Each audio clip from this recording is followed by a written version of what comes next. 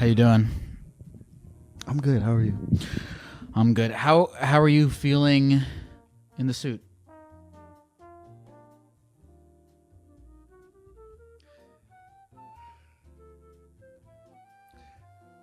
Oddly, like, happier. Really? Yeah. By the way, I really appreciate that you took the time to think about your answer, because I could tell you wanted to tell the truth. I don't want to bullshit you and be like, oh, yeah, great. Yeah. You know, because this is a step. Yeah. This is you're putting the suit on, you're taking a step. Yeah. Yeah. It's a choice. Yeah. So I'm not going to bullshit you. Yeah. I feel good. You said you feel happier. I feel good. Could you peg that to anything? Like, could you, is there... I think everybody's a little bit tired being themselves all the time. Yeah, it is. It's exhausting. It's really exhausting to wake up and you're like, damn, nigga, me again. Monday, Tuesday, me again. Monday, me Tuesday. Just every day. And everybody's like, be yourself. And you're like, okay, but it's nice to be able to take a break. You need breaks. I strongly believe that, distance makes the heart grow fonder. That can apply to yourself. For sure. Right? For sure. You take a break, you dress up as a character. Yep. And then you always got to go back home. You got to go back home. And then when you come back into yourself, you appreciate yourself a little bit more. Damn. I'm doing pretty good. Yeah. You know? Yeah. And there's people who want to take advantage of that, like really? that metaverse shit. Are you not into the metaverse? I'm not into Mark Zuckerberg. Yeah. I'm into the metaverse, the idea of it. But Mark Zuckerberg, fuck off. Is there a being, a character, a particular identity? Mewtwo? Yeah. Being Mewtwo sounds like a great responsibility. Like that's just, even as a kid, I was like, I want to do that. Would you? How do you feel about being Mew? Would you be Mewtwo if, in order to be Mewtwo, you had to grind it? You had to grind out like a solid amount of time as Mew first. Like how long are we talking? Like a lifetime? I'm thinking you have to put in a solid summer of being Mew. A solid summer, yeah. There's nothing wrong with being Mew. Yeah. It's just I know what I want. Yeah. On the other side of that. Yeah. So. Yeah, that's summer school. That's fine. What would you do with that power? With Mewtwo power? Yeah. It's not even that I necessarily want the power. Just aesthetically speaking, Mewtwo got it. You just want to look like that? Yeah, the mauve, lavender skin, born in a tank, fat ass, big tail, quite gecko-ish fingers. A little. He does have quite gecko-ish fingers. They have the round at the top. He's pretty reptilian. He is. You mentioned that Mewtwo has a fat ass. Yeah. Is there a Pokemon in particular that you think commands the most sexual power? Jinx. Yeah. There's no next question. That's it. I mean, do you? I'm trying to think.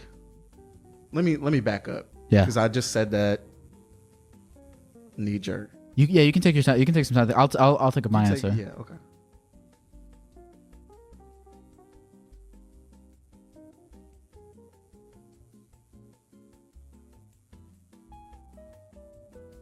And it's not like literal sex appeal, because I was going very 1-to-1 with Jinx. Sure. And I feel like that was a hack answer. So that's why I'm like, who has just sex appeal?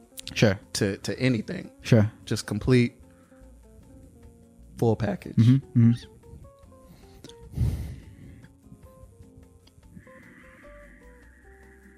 Looking at the chat. I got mine. You're saying Snorlax. Snorlax. Vaporeon's a good answer. Vaporeon is a very solid answer. Ooh, Onyx is a good answer too, because Onyx is ribbed. That's true. For extra pleasure. Onyx is ribbed. I think Vaporeon is solid. I feel like that might be up there. That, and what's the thing? Articuno, maybe.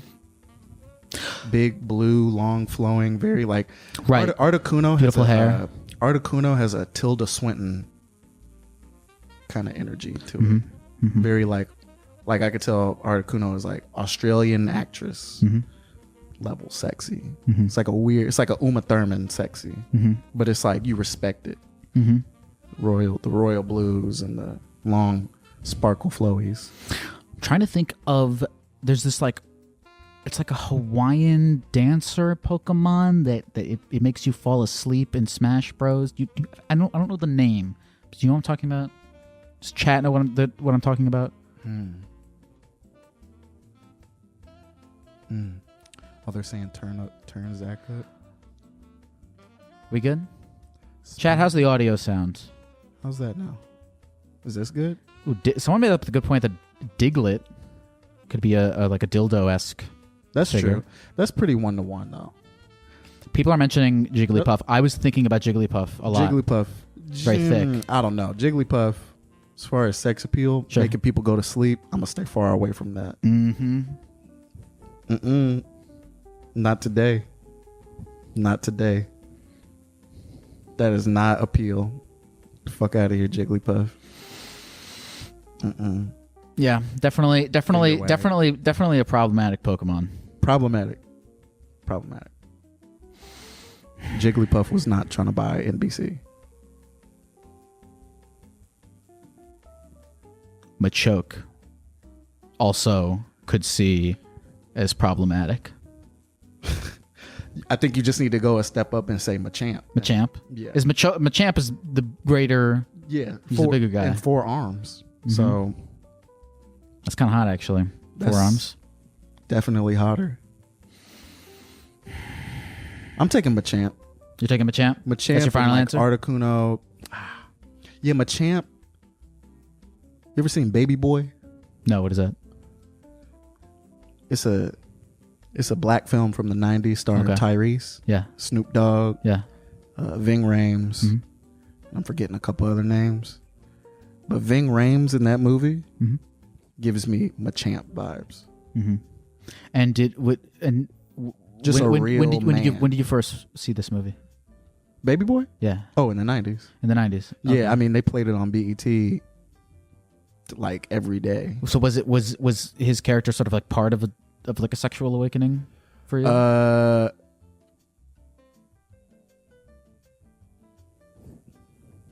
Maybe. Okay. Maybe. Okay. Maybe. I don't know. Ving Rhames, good looking dude. Yeah. You know, he's aging, but good looking dude. Yeah. You know, he plays like this like aging kind of like, you know, he just got out of jail. Used to bang, used to like do some shit, but now he's dating Tyrese's mom. There's something attractive about a man who's lived a life. He did it. Yeah. He did all this stuff. And Tyrese, he's like the little poo butt ass boy who's trying to bang, look tough in the streets. He's like, look, man, I did everything, and I'll choke you out. There's a scene where he's choking him out and he kisses him on the forehead because they're fighting. He goes, and you're like, you're confused. You're like, how does this guy feel about me? Does he want to hurt me or does he love me? Exactly. And he came from prison, so you don't know. There's something attractive about mystery. I saw someone say they saw me driving on the highway one time. Really? Yeah. I saw that in the chat. Did they mention what highway? No. That's pretty interesting that they were able to like spot you.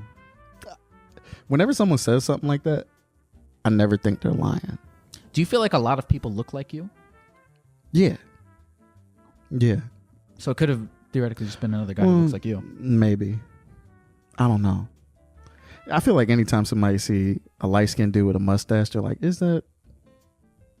Because I'll get like mentions on Twitter and they're like, are you in Quebec right now? And I'm like, why the fuck would I be in Quebec? And yeah, I don't know. But I always believe when someone's like, I saw you on the highway, I'm like, yep. Why not just say, yep, that's where I was, just to make them feel good. You know, why crush your dream? Because also, I've always wanted to see a celebrity or somebody on the highway. I don't even care who it is. Yeah. I don't even see my friends on the highway. Yeah. And we all live in the same city. Yeah. I've never seen somebody on the highway. Have you? Well, I'm not looking into other people's cars typically. Oh, I'm nosy. You are? Yeah, I'm so nosy. Really? I will die if my girlfriend said, I think that is, it could be the dude who sold me Hennessy at the liquor store. She's like, oh, that's that guy. I will turn my head in the car on the highway. Let me ask you something. Do you think that because you are nosy and looking into other people's cars, that also translates into you being more anxious that other people are looking at you? No, because I want people to look at me while I'm driving. Really? I'm having so much fun while I'm driving. I'm in a metal box listening to fucking Maxwell. I'm always cranking it, cranking R&B. I like to imagine everybody's looking at me while I'm driving. Really? Because I feel like when you're like alone and you're like singing along to music, I know, well, just me personally, that's a time when I don't want anyone, like there's nothing more embarrassing than like, for me, if I'm singing along to a song or something like that, and then I notice I'm not alone and other people are watching me. That's like, oh, all shit. I want. Really? That's all I want. All I want is for someone to be like, is that motherfucker singing Kirk Franklin right now? And then they join in. Yeah. Yeah. And we're just at a red light and we have this moment together. Like, yeah. That happened recently. Somebody was listening to my music wasn't cranked, but my window was down, and the car next to me pulled up, and he was listening to Music Soul Child. And he was listening to it really loud, and I looked over at him, and I just did one of these. I just went, you know, that point. Yeah. And he went. Yeah. It was just an old head. He had it was an old black guy, had a fedora on, looked like he was just, No, that's a beautiful moment with a stranger right it's there. It's beautiful. Yeah. It's beautiful because you two will never see each other again. And y'all just connected over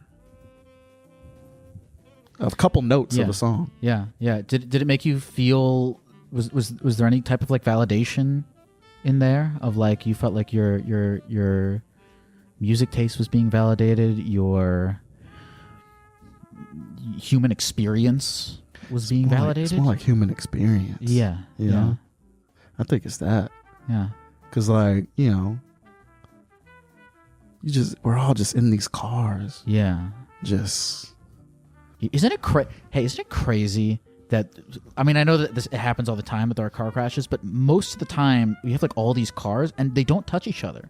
Yeah. There should be like, I know that there are car accidents all the time. There should be car accidents every minute. How are all these cars piled up, not touching each other? You know what's so funny about that statement is that I was driving on the way here from Mid City, and I'm coming down here. We're in where are we in? We're Marina Del Rey. Yeah, close to Marina Del Rey. And I'm driving here, and I go in my head, how do niggas be getting in car accidents? Just don't hit a car. I said that in my brain to myself. Yeah. So it's just funny that we just had the opposite kind of feeling. You said you were wondering. I'm like, how do you get in an accident? I feel like it's so easy to die in your car and get into an accident. And I know statistically it is. Yeah. But every time I get behind the wheel and I go out and do a couple errands and I get back home, I'm like, no part of that felt like I was about to. Really? I don't know. Maybe I'm overconfident in my driving skills. Maybe I'd live in a, safe enough area where it's not that crazy. Because, okay, if you're during the day, you're sitting in your house, you're like watching TV, you're at your desk, whatever, and then you get into a metal box and you drive as fast as you can, and then on a 2-lane road, there's another person driving also as fast as you can. Like, if there's any point in when you're sitting around at home and you're not doing anything, there's like there's a less than 1% chance that you'll die. Yeah. And then when you get into your car, the chance that you'll die is 97%. 97%. Yeah. It goes dramatically. From really nothing, like maybe you could have a brain aneurysm, maybe you have a heart attack. Yeah. And then it goes to the top. Yeah. Because what is America death is like number one is heart disease. I think is number two car accidents. I feel like cancer is in there. Cancer is in there somewhere. Oh, someone said number 2 is depression. Got it. People killing themselves. Got it. Damn. Damn. Nah, not that many people killing themselves. Suicide is not. It is. If heart disease is Michael Jordan, who is the Scottie Pippen of killing Americans? That's what I'm. I don't think that is suicide. It's got to be cancer. Oh, some people said opiates. Second is respiratory issues, obesity. COVID's getting up there. Suicide is a top 10 cause of death in America, especially amongst teenagers. I think for teens, it's 2. Fuck. I feel I don't know what 1 is for teens, but I have to assume it's cars. You know what's is it fucking crazy that like when I was 16, I was really excited to get my license, and I was like so glad that the driving age was 16. Now that I'm an older adult, 16-year-olds should not be allowed to fucking drive. Not at all. Not at all. Not at all. Yeah. And when I was 16, I would like.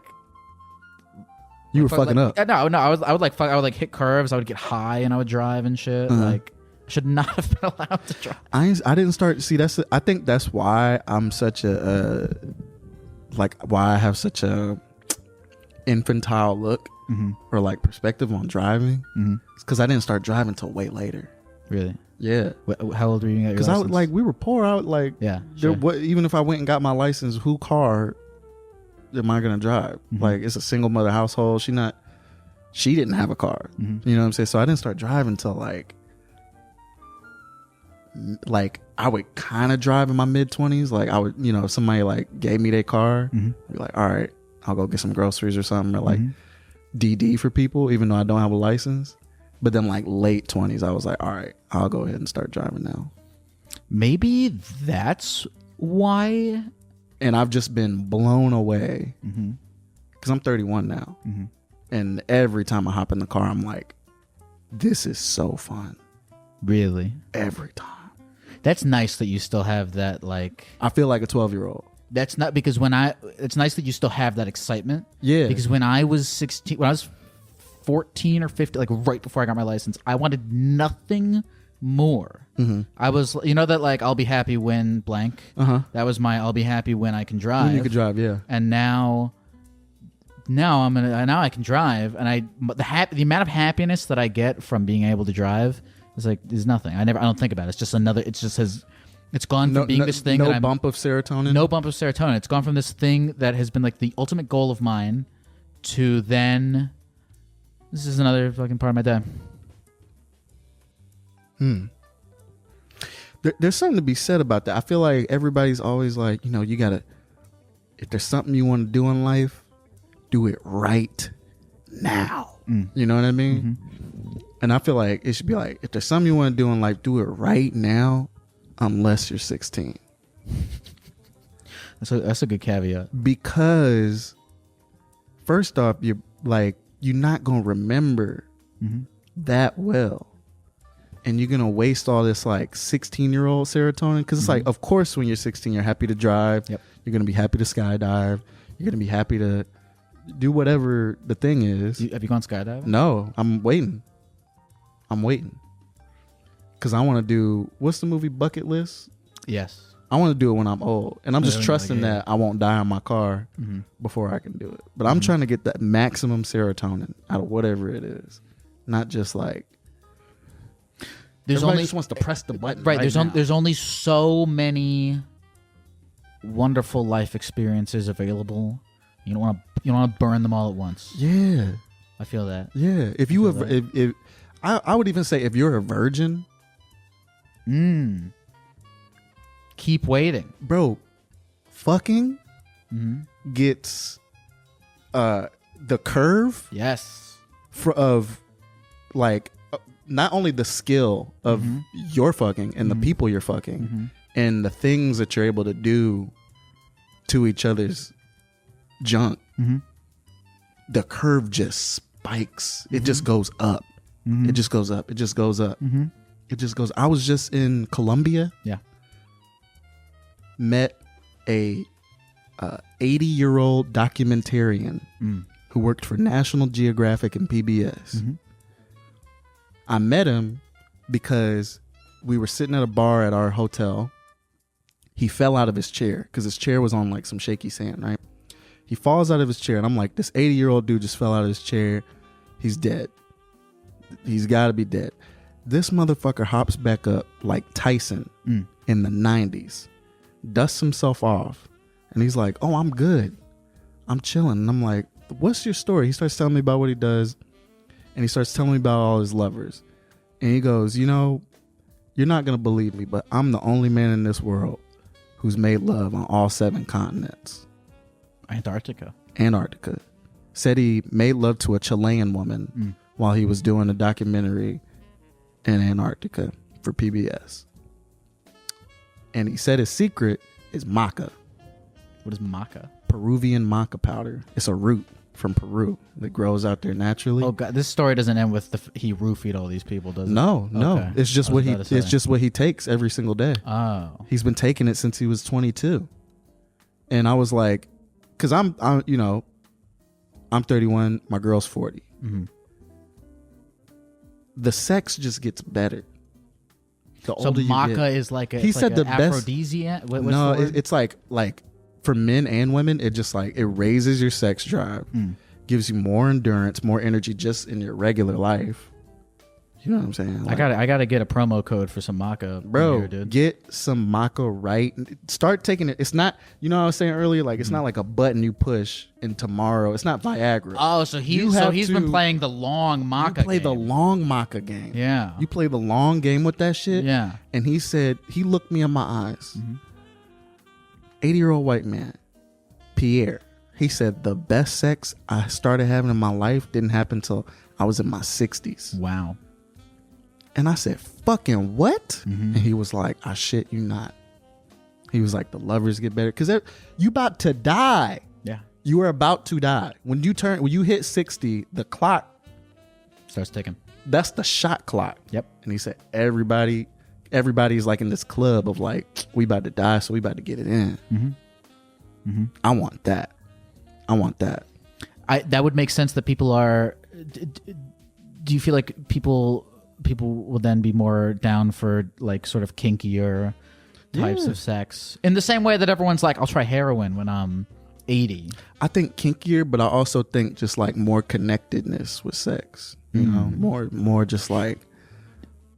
Would you predict that the emotional intimacy also increases? The intimacy and the maturity. I feel like he was telling me about how like, you know, you get older and old people, they'll just be like fucking, and it'll be like a handshake, but it'll be like like they connect them, but then afterwards they'll be like, now we're both just going on about our lives, and it's like a maturity and like you are your own thing. I'm gonna go back across the planet, but we're still lovers. Yes. That's some sick shit. Yeah, that's sick. Yeah, well, guys, I feel like when you're 60 or 70 or something, you're not looking for another person to complete you as much. You're your own both parties are sufficiently independent people, merely looking for an intimate experience with one another. Yep. But not necessarily trying to depend on each other. Yep. To complete each other's lives. Because they did their journey already.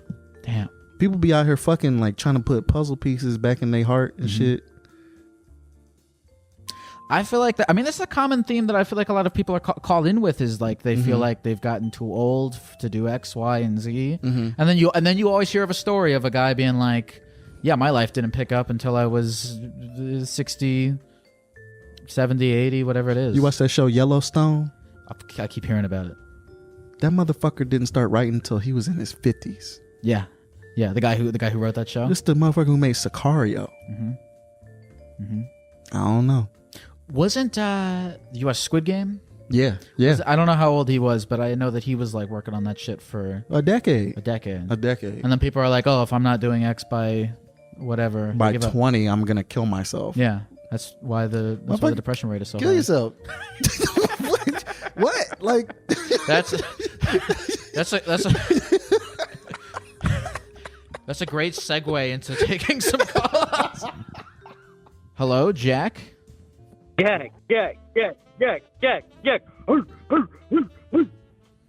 Jack, I'm here with Zach Fox. We heard that you're seeking advice on sugar mamas. Yeah, so I'm kind of at a crossroads, a little moral dilemma, if you will, and I didn't know really who else to ask about it. Hate my job, not making enough money, and I'm really starting to consider the sugar baby lifestyle, looking for a sugar mama. Mm. Well, how do you feel about that decision? Like, do you feel like that's something that would make you happy, or do you feel like it's just the next logical step and you're running out of options? The thing is, I find that a lot of my unhappiness really just stems from a lack of money. So I think in that regard, I think it would make me quite happy. But it's really just the morality of it, if you will, like the idea of someone paying for you and taking care of you. And I'm a young man. I'd like to be independent if I could and do things for myself. But it's getting to the point where I'm starting to just let that idea go and download some of these apps and put myself out there.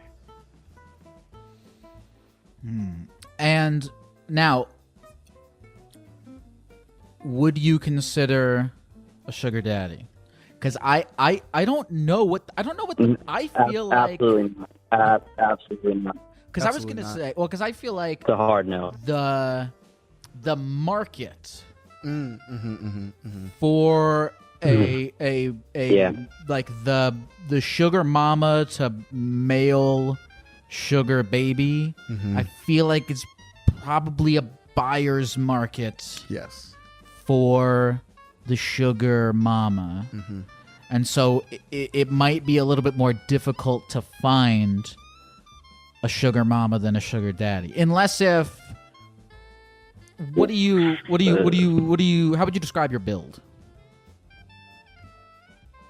I mean, I'm pretty good shape. I'm 23. I work out literally every day. Always get some abs in. So I think I'm at least top 25% on the attractiveness scale.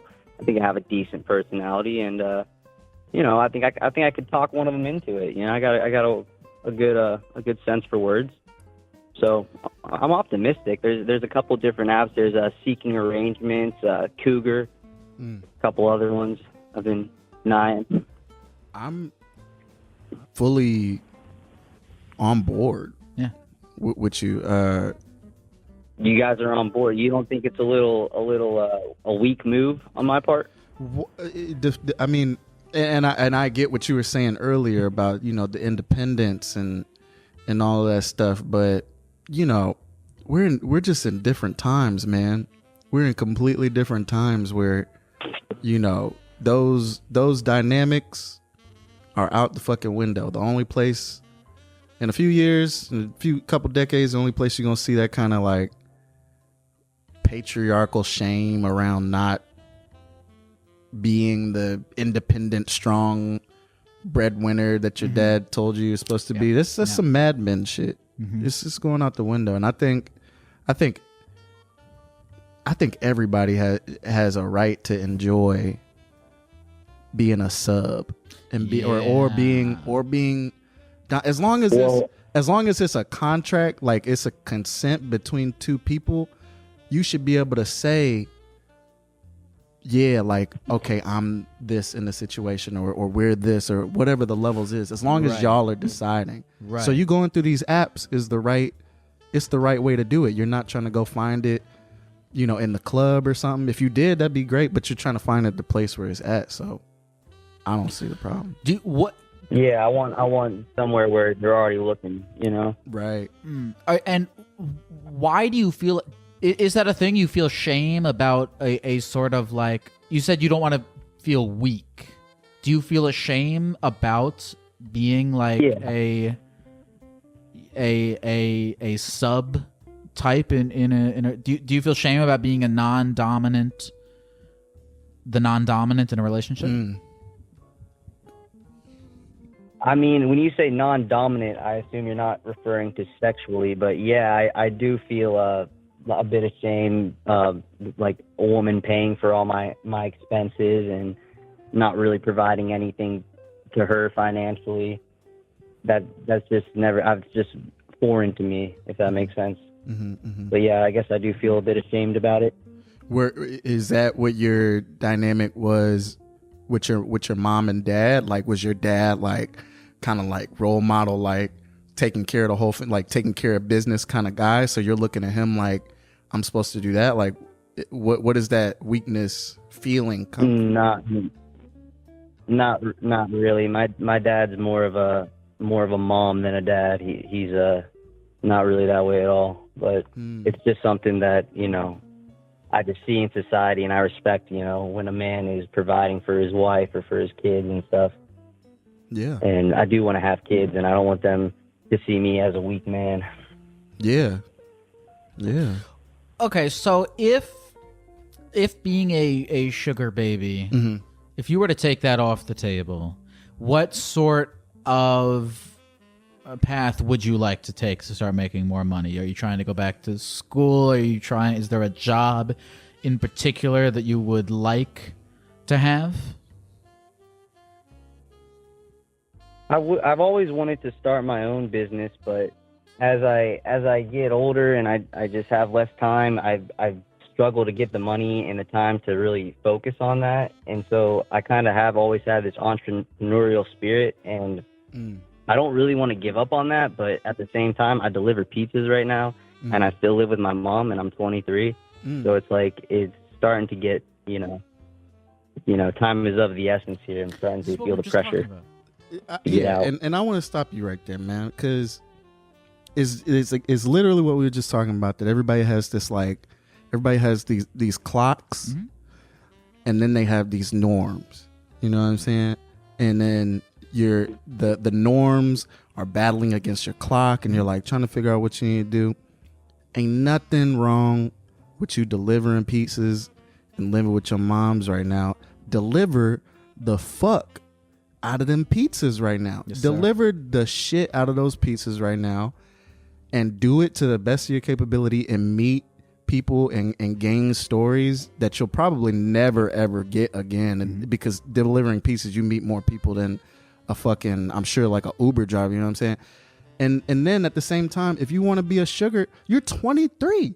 If you want to be a sugar baby, do that shit, and then double up and start thinking about what business you got to run, because sex work don't make you weak. You know what I mean? If anything, that shit probably fortifies you so that, you know, you 40, now you going into your old age, you 40, 50, and you got a better outlook, and say you got a daughter or a son, you're not gonna be looking at them like they weak or fucking they head up with these norms about how you supposed to move in the world. You know what I'm saying? Like, you'll have more respect for your fellow man, and yeah, shit might be hard and it might be awkward at points in time, and you might put yourself in some situations that feel kind of sketchy, but you know, you're a man. Do you think you're a man? Yeah, absolutely. Then you're a man. Yeah, exactly. It's not up to society. Nope. It's not up to any of your fucking friends if they're giving you shit. It's not up to anybody to define you, to define your timeline than you. You know? I mean, this is exactly what we're talking to. Fucking, I was doing this. Considered that. I don't know if I've talked to them, but I was doing this stream I've been doing this stream out of my mom's house for a long time. You know, there's nothing wrong with you know how many motherfuckers wish that they had a mom's house to even be at, so they could be delivering pizzas or working at Best Buy or working at, I'm old, Circuit City don't even exist no more, but like, you know, working wherever, like, that's a blessing in itself that your mom is like, yeah, baby, you whatever my son doing, like, it's gonna work out. It's gonna, and you 23, bro, go be a fucking, just sugar it up, man. Do whatever you got to do. Live life.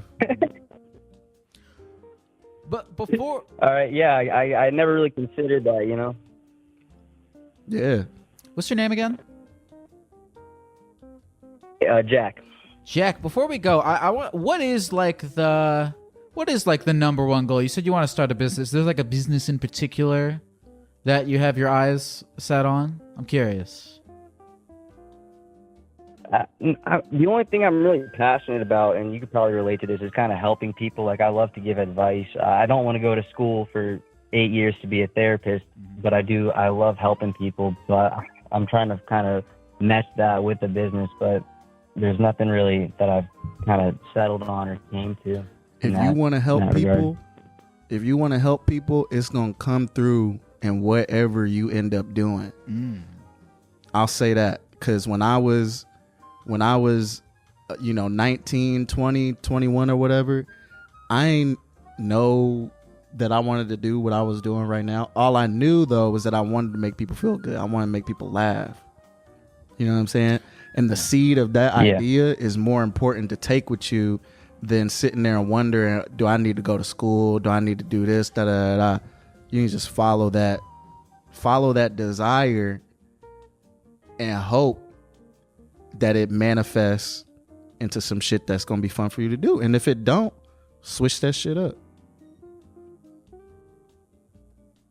All right. Well, I appreciate that, and I like the advice of maybe getting a sugar mama and then building my business from there. I never really thought about that, but yeah, this has been helpful. Thank you both. Of course, Jack. Thank you so much for calling. Thank you, Jack. Absolutely. Take care. That's a sweet kid. You know, I was gonna say, it's so funny that what you were just saying, because I've said that on the stream 1,000 times. The germ of the idea of like the germ of a very general idea, like I want to help people, I want to make people laugh. Even if the germ of your idea is like I want to make money, or like like following the germ of the idea rather than like I want to be a doctor, I want to, like, the specific thing, following the general thing, because that widens. There's infinite ways to. There's like really one way to become a doctor, but there's infinite ways to help people. You know, so people get stuck with like the narrow. Think about what building they want before thinking about like the actual materials and like the journey of getting. 100%. They're just like shopping for their ultimate identity. 100%. You know what I mean? And there's nothing wrong with. Well, there's people out here who are like, no, I was 6 and I knew I was going to be a heart surgeon, and I became a fucking heart surgeon. That's great. But the vast majority of human beings are like in their 40s, 50s, still like, I don't know. Yeah. They're still figuring it out. I work at this bar and I just want to make people yada, yada, yada. And that's another thing, is that like Jack delivers pizzas, like you're helping people fucking delivering pizzas. Like, you don't have to think about like the grandest way possible to help people. You still can, but like you can do both. Like you can like help people right now in the one-to-one way that you're doing it. Yeah. One at a time, one pizza at a time. Yeah, there's this weird, like, because you never want to tell people to be complacent, right? Yeah. You know, like everybody has a potential. Yeah. So it's like this, like, I don't know what you call that, like this like balance between complacency and fervor for what you could get. You don't want to be complacent, but you don't want to delay your happiness, right? Because you can do that for infinite. You can do that forever. Because I wouldn't tell Jack to deliver pizzas till the end of time if that's what made him happy. Sure, 100%. But it seems like that's something he's trying to bounce out of. But I think he should enjoy it while he's doing it. Right, right. Like if he's on the shift, there's no reason to not be like, nigga, I'm delivering pizzas. Yes. But you like they're not mutually exclusive. You can be that and also be like, I'm delivering pizzas, and I'm gonna do push it to the next. Exactly. Because you deliver the shit out of that pizza. There's something that like humans you get out of doing small stupid tasks like that and doing them well. Yeah. I used to work at Jimmy John's in Atlanta downtown, and this was like kind of the crazy part of downtown. And I started working there, and I was gonna be a bike delivery dude. Yeah, I was gonna deliver sandwiches. I had to be like 19, 20, and I was finna drop out of school. I was like, "Fuck it, I'm finna deliver these sandwiches." Bro, the week like a few days before I get the job at Jimmy John's, my bike gets stolen. No way. And I'm like, fuck. Yeah. What am I going to do now? So I go to old boy, the manager. I'm like, yo, my bike got stolen. He's like, I mean, you're a bike delivery guy. What the fuck are you going to do now? And I was like, well, look, a lot of these delivery, because it was the heart of downtown. Mm-hmm. So I was like, a lot of these delivery locations are like across the street, 2 blocks, just walk 3 blocks, 4 blocks. Yeah. No, motherfucker, I ran. I ran with sandwiches through downtown Atlanta. Yeah. Yeah. Sprinted. Yeah. And sometimes, you know what would happen sometimes? Yeah. The motherfuckers who were biking would get trapped somewhere like in traffic or have to lock there was a time window where they had to lock their bike up, but they were going into like the SunTrust building or something. Like, you got to lock it up. They're not going to let you in with that. Motherfucker, I'm already running up the steps, getting to where I'm delivering. Boom, I'm back down. I'm across the street. I'm getting my tips. Some days I'll leave them more tips. You don't need the bike to go at bike speed. No. I was dusting them. Looking at like, why you got that shitty ass Mongoose mountain bike if you can't really push it to the limit?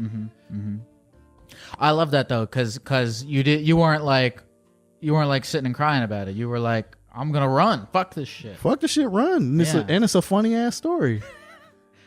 You 23 delivering pieces. Bitch, get a story out of it. Yeah, I appreciate when you said that, because I was like, yeah, I feel like I get like that sometimes where like, you know, there are times in my life where I'm like, you know, I'm doing this, but soon I'm gonna be doing that, and it's like you're forgetting to even live in what you're doing right now, and like get the stories out of. You know. And you building a habit. A habit of doing that. You building a habit of doing that, because now you're gonna get to the other thing and not even appreciate that. Exactly. Shit. That's what always happens. Ashley, hello. How are you, Ashley? I'm here with Zach. We're talking to people on the phone. What's your life like, Ashley? Hi, I'm doing fantastic.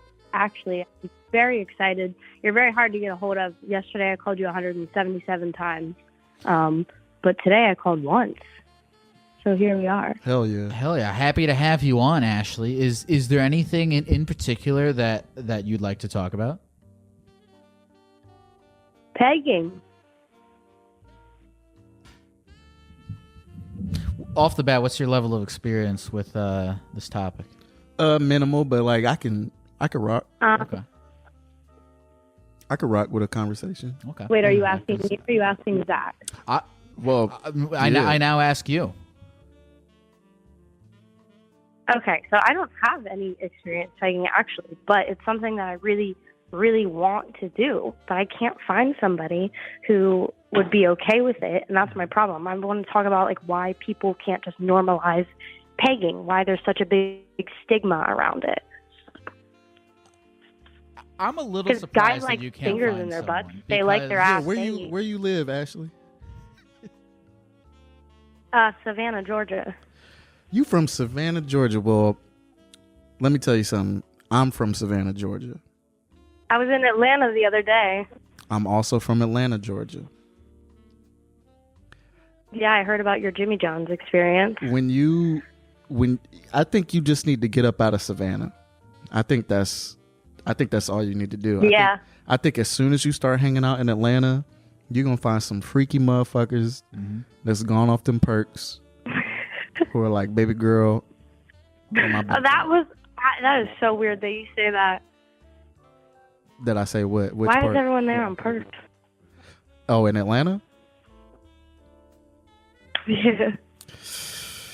Oh, that is a long story. Anyways, what about, like, are your guys' views on pegging? Like, would you ever let a woman peg you? Why or why not?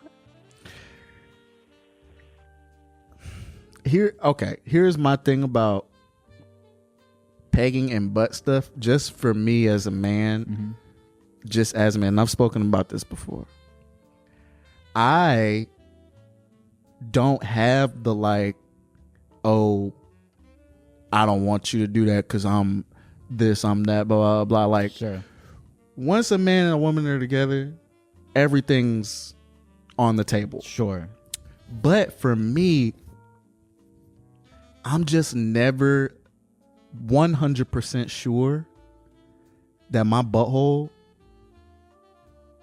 is that ready to go.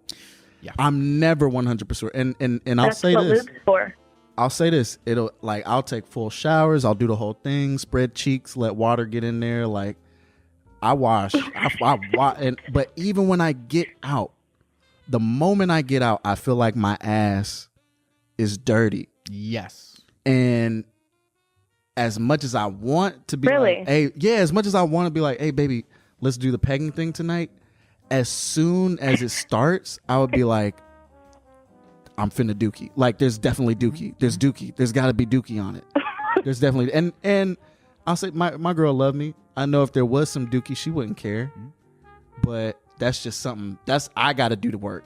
Yeah. So I'm just giving you an example of the work that I got to do at my level of comfortability with it, where a lot of dudes, they got a whole slew of levels where they just might not be like comfortable with it at all. I don't know. It's hard to clean your asshole to a point where you're like, and I'm not going to douche my ass. I don't want to.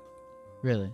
I don't want to douche my ass. I think maybe it's different for guys because, like, I know most guys' assholes are hairy, right? Like, yes. Yeah. I shave my butthole, so like, and I'll really scrub at it, and I can feel that it's clean. You know what I mean?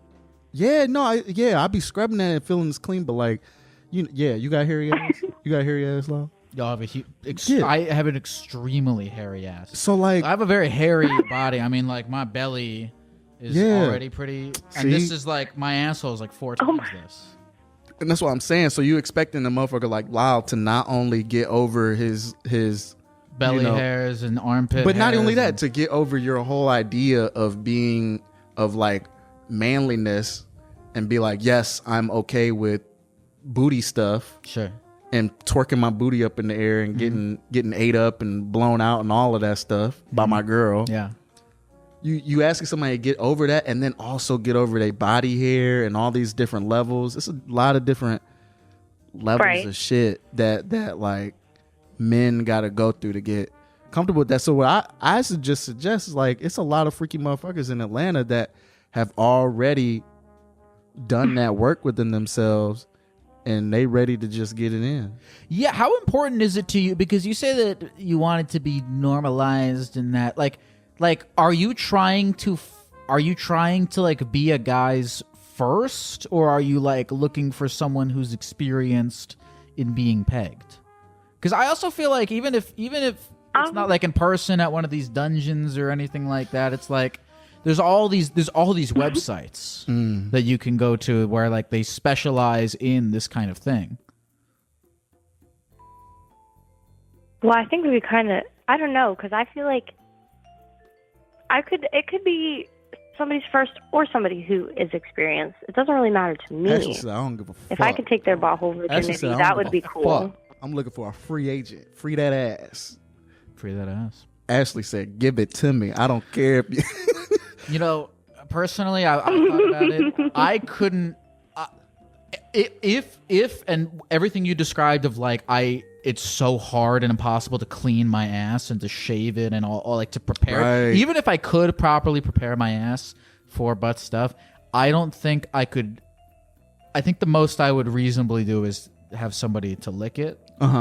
But to actually like put a thing in there, I don't think I could do that. But even to have somebody lick it, it's like I'm never gonna get my ass clean to the point where I wouldn't feel horrendously sorry for somebody. Yes. I'd never get there. It's a fantasy to have an asshole that's clean where I would be like... You would feel sorry if someone were to peg you, is what you're saying? Well, if somebody were like putting their tongue in my ass, it's like, there's no way that you're not hating this right now. I couldn't get my Yeah, no, the other day I was fingering this guy's asshole where I was about to, and then I like stuck my finger there, and he has a very hairy ass, and I felt something like a little clump, and that freaked me out. That freaked you out, and that's exactly what we're talking about. There was like a clump there, like he. That's what we saying. I mean, if Yeah, one but, like, clump is freaking I feel you like you out, would I've be- got you guys aren't- like 40 clumps. Did you at bring least. up the clump? I did not bring up the clump. I didn't want to embarrass him. Real nigga. I fuck with you. See that and that's what we're scared of is that No, I just somebody gonna feel the clump and go, clump alert. He's got dookie. And now my ego and confidence is shattered. Yep. You know? So I respect you for not bringing up the clump. no, yeah, I didn't want to. Yeah, no, I wouldn't bring up the clump. I actually take an opposite But I did position. not stick my finger in his ass anymore. If there's, I want to know. It's actually my nightmare that there is a clump, there is something wrong, and they don't tell me because I want to be prepared for next time. And Because I don't want what I think is clean to not Be the right answer. Yeah, I feel that. I want the truth. I feel that. So that way I'm prepared next time. I feel that too. if he would have asked me, I would have told him. But he didn't ask me. I just don't think he knew it was there. And I feel like if I would have brought it up, it would have been embarrassing. And I didn't want to put myself in that situation. There's a fully naked man in front of me. This is like, a word of advice, it would Ashley. just have been strange. A word of advice, Ashley. A man who has gone through all of the work to get comfortable enough to let you finger, lick, and peg his asshole, the last thing we about to do is turn around and go, hey, was there dookie in my ass? Mm-hmm. That's the last thing that he's about to do. He's about to get up. I guess you're right. Yeah. He's going to straighten out his back and walks out of that room like Superman and pretend that, you know, nothing just happened, or do whatever he needs to do to be like, yeah, I'm still, rah, rah, rah, I'm a man. You know what I mean? So he's 100% committed. He's committed. Yeah. So you gotta do the work and be more urgent and be like, hey, like, it's a clump. Figure that shit out. Or I could just tell 2 geckos and 2,000 people on the internet about it. Or do you feel better having talked about the subject now that it's said and done? I kind of, yeah, I think so. Like, I understand more about why guys don't want to do it now, which is what I was trying to get to. Okay, maybe they're just not comfortable in their own skin or whatever. By the way, there might be a guy out there who is like, they actually, maybe that's part of, they get off on the fact that their asshole is, that they got clumps. Dirty. They actually want to have clumps. And then, for girls people get off to anything. who like clumps. There's clump. There's the beautiful thing about the world is all sorts of different people who want all sorts of different things. There's a clump gang out there. And we live in an interconnected society in which the clump lovers and the clump havers can find each other and make beautiful love. Damn. Clump life. I hope so. Thank you very much for calling, Ashley. Thank you. Thanks, Ashley. She's great. I think Ashley just needs to hang out on Edgewood Avenue. Oh, is that a place in Savannah? In Atlanta. Just find her a bisexual man on Atlanta Avenue. Not Atlanta Avenue. Edgewood Avenue. Who likes butt stuff. Hello, folks. It's Lyle here. I wanted to take a quick break to thank the sponsor of today's episode of the Therapy Gecko podcast. It's a product that I use every single day. This product is, of course, sheath underwear. I, for the longest time, was a boxer's boy. And I had this big drawer of disgusting, tattered boxers. And I got hit up by Sheath Underwear, and they sent me like 10 things of boxer briefs.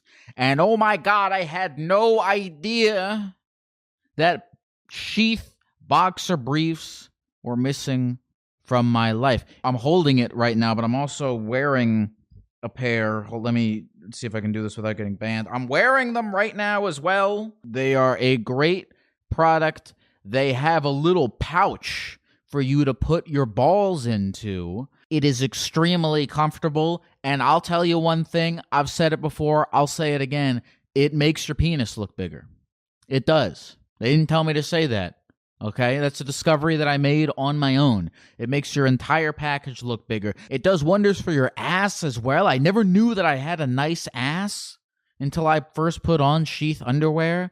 I remember I put it on for the first time and I couldn't stop grabbing my own ass. That's a real thing that happened that I'm not joking about. I'm sort of new to putting ads on here, and I don't promote any product that I myself do not use and enjoy and love.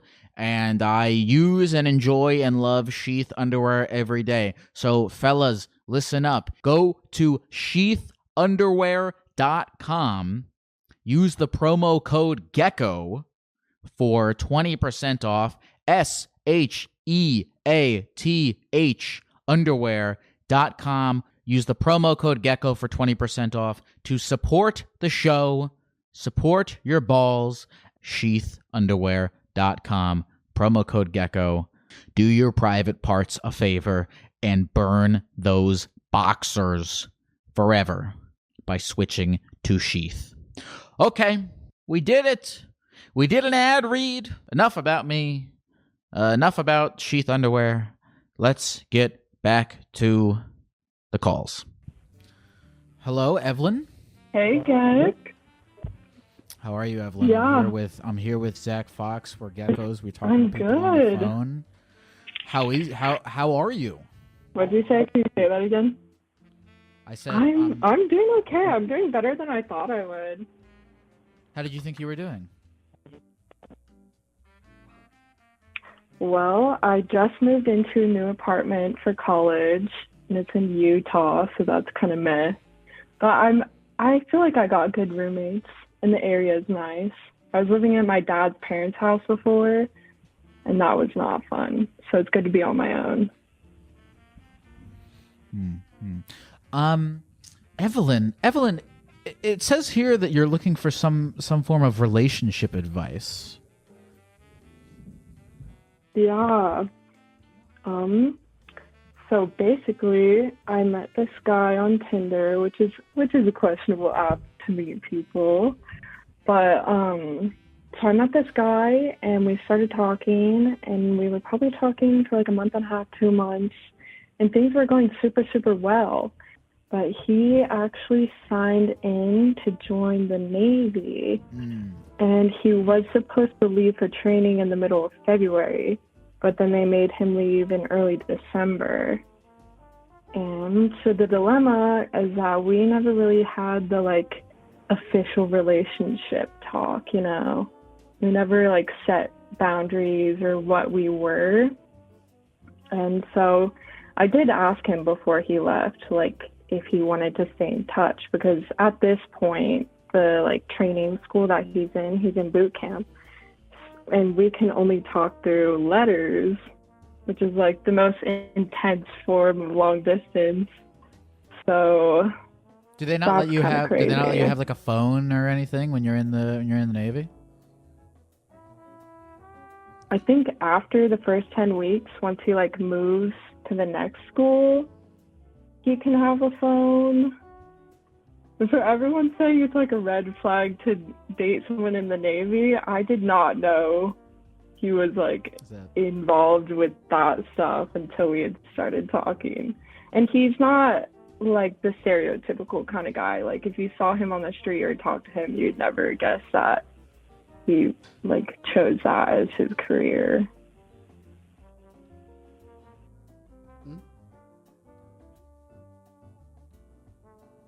So I just feel like I don't know if I want to stick with this. Not the typical ones. Sure. Like the typical opinion of Navy guys is like booty stuff, right? Which is like whatever. It's like we're all adults. He wasn't here, into like, booty stuff, but he was into some BDSM. I will say that. Yeah, but I'm talking about, you know, booty stuff with other men is what the Navy stigma is. Sure. Oh, and here's yeah, the thing I've about heard that. Here's the thing about that. The Navy doesn't produce or attract men who want to have sex with other men. The entire military does. You know what I'm saying? The whole military is predicated on that fact of like being overseas, being deployed with a bunch of other dudes. Like, not to say every man in the military is, but if I was a gay man, I'd be like, I know where I'm going. Right. You know what I'm saying? So I don't think that there's a stigma. I don't think that's a fair stigma to put on the Navy. I think anything can be that. You know what I'm saying? But what I will say is that, how old are you? You're 8. How old are you? I'm 18. I'm a freshman in college. You're a freshman in college. My cut and dry advice: let's move on, baby girl. You got too much living. You got too much living to do.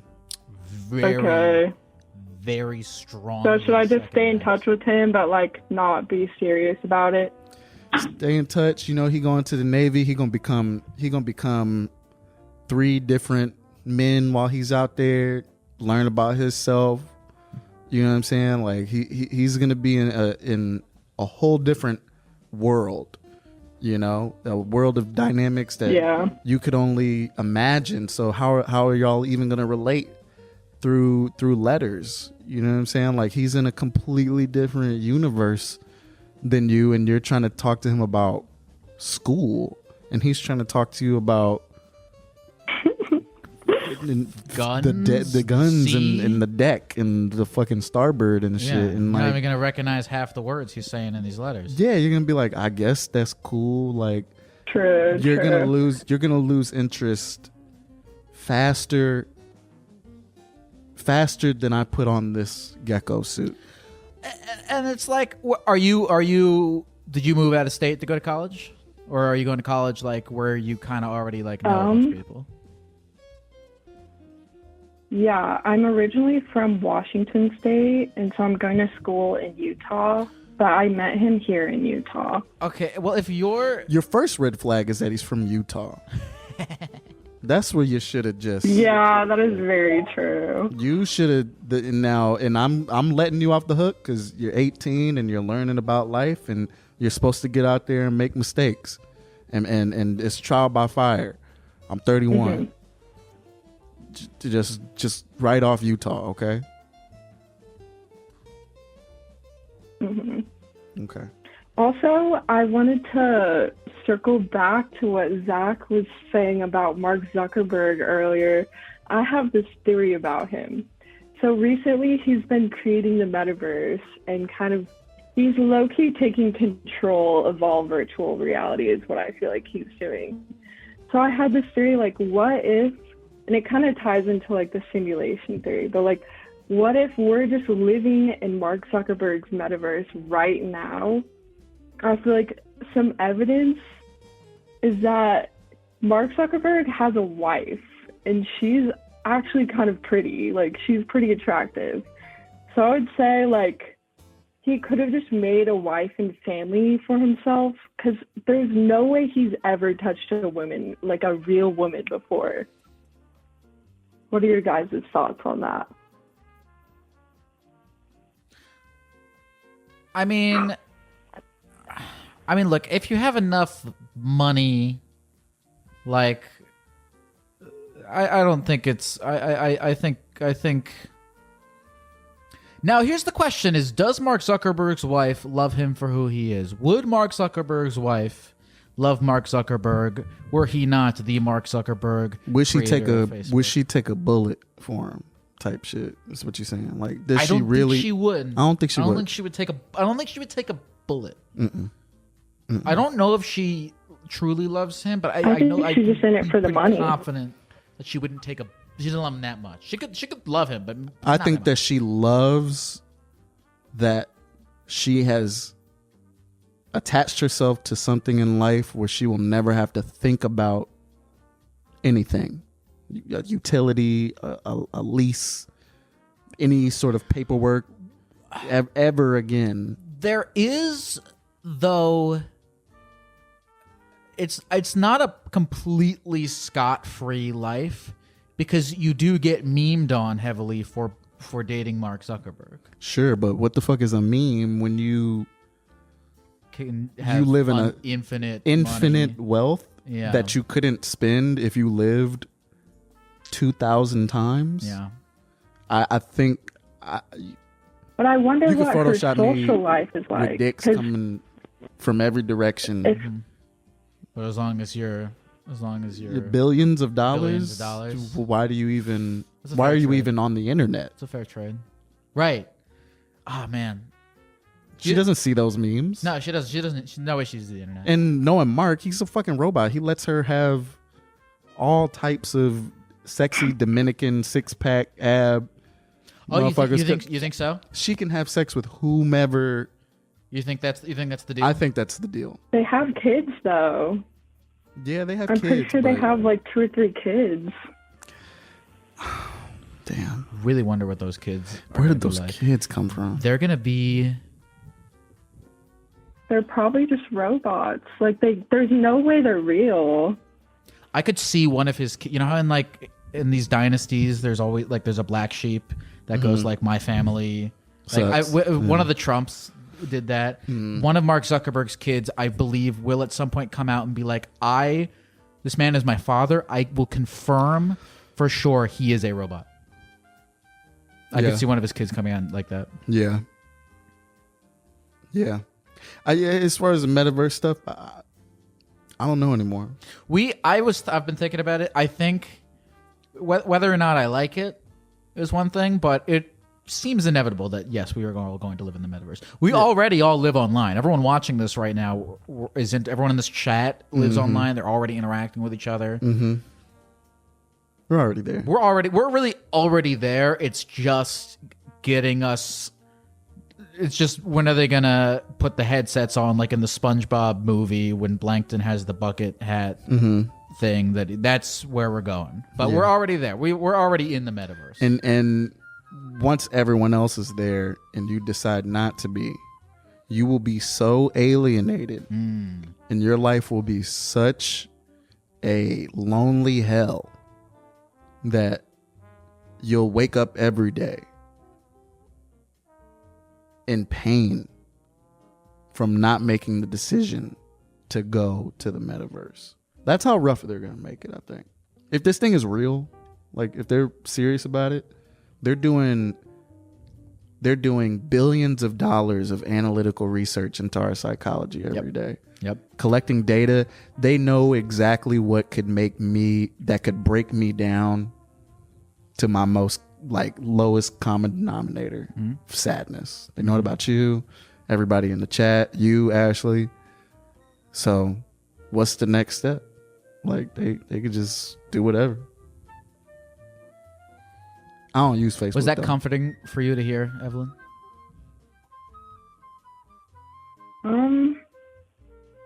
Honestly, no.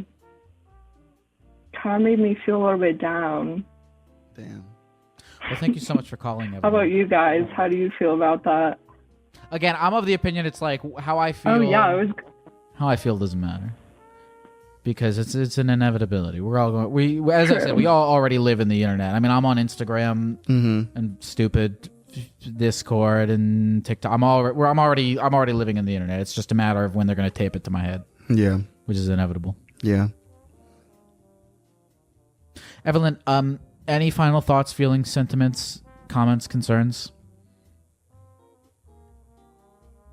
All I have to say is that I appreciate you guys. I appreciate your honesty and that you guys are real. And it was good talking to you. And I hope you guys have a great night. Thank you, Evelyn. Thanks, as well. Evelyn. We appreciate you. Say no to Utah people. Bye, guys. All right. Dump him. Can I ask you to do me a favor? Yeah. Could you take this next call while I go to the bathroom? Yeah, and when you get back, I'm gonna have to go to the bathroom as well. Yeah, the beer is okay. But all right, we'll tag team. Can you tee me up? Because I'm. Yeah, absolutely. If you tee me up with it, I can. And I'll be quick. I'm not gonna be like. I'm a quick peer too. Okay. All right. And I'll let you. Let's see. Let's do this. Yeah. Tee me up on the call. Got it. Don't. Let's go pee before they ask what their question is. Okay. We'll do an introduction. Yes, and then I'll take the top of the question, and then when you come back from peeing, yes, just get back into their question Yes. without even knowing the first half of it? Yes. Okay. I like that challenge because Okay. I feel like I'm up for that, to just enter in the middle of the conversation And just pick it back up. Totally. Okay. Okay. Let's see. Hello, is this Nye? Yo, what's good, Jack? Nye, I'm doing great. I'm here with Hello? Jack Fox. Yo, what's good, Zach? What's up, dog? How you doing? Yo, I'm not. Hey, yo, bro, you put me on the Betty White on God, bro. I put you on the Betty I'm White. not gonna hold you. Wow. Hell yeah, bro. When you drop that shit, when you drop that Jesus is the one, bro, bless that shit up. Day back in the day, bro, too. I'm happy that I could bridge a generational gap for you.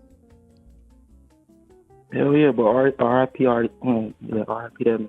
Yeah. But anyways, how you doing today? You said, how are we doing today? I'm doing great. I'm Hello? doing good. I'm doing good as well. Yeah, how you doing today? I can't understand That's what's up. what you're saying very well. Oh, sorry about that. Is it a whole bunch of noise in the background? No. Now I can hear you well. Hello? Yeah, sound we, great. we, You sound we great. yeah, we can hear you well Are we now. good? How do you feel about this? Do you want? Should I stay for a little bit longer? Smooth. Do you feel teed up? Let's do it. I Okay. think you can go. Okay. I'll be Yeah, right. I'll be yeah. right back. I predict. Yeah, I predict that will be no longer than 3 minutes. I believe you. Wait, the peeing with it, you just take this. Smooth. Yeah, you just take it down. Oh, okay. Beautiful. All right. I feel good. All right. Nye, All right. what's on your mind? What's going So on? it's a lot, man. It's just a lot, man. I have a lot going on right now. I just don't know how to come about it. But yeah, so I am so I'm an entrepreneur for real, and I just like money, you know. Mm-hmm. And last year I don't know if I should say it, I made a dumb decision, but I mean there was some outcome out of it, you know. But I decided to take a risk and hop on Pornhub, you know, and upload some videos, and those videos kind of caught fire. And I want to say like a few of my videos have at least on average my videos have at least like 10K as far as views. And like let's say I have a kid, you know, and you know, like what happened? How do I come across that? Let's say like in the next few years, like I become freaking Johnny Sins, you know, and like how would I explain my kid? Like how would I tell my kids about that? You know? All right. Let me walk back through this now, just so I can make sure I got all the facts straight. All right. You're an entrepreneur. You like making money. Last year, you started putting porn up. I'm assuming starring yourself on Pornhub.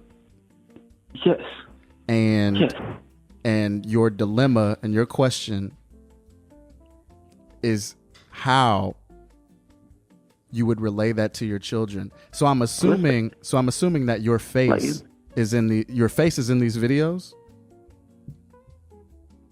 I mean, like I want to say like two of them. Two of them. Okay. I mean, it's not like yeah, it's two of them, but like they're very visible, you know. And like I don't like.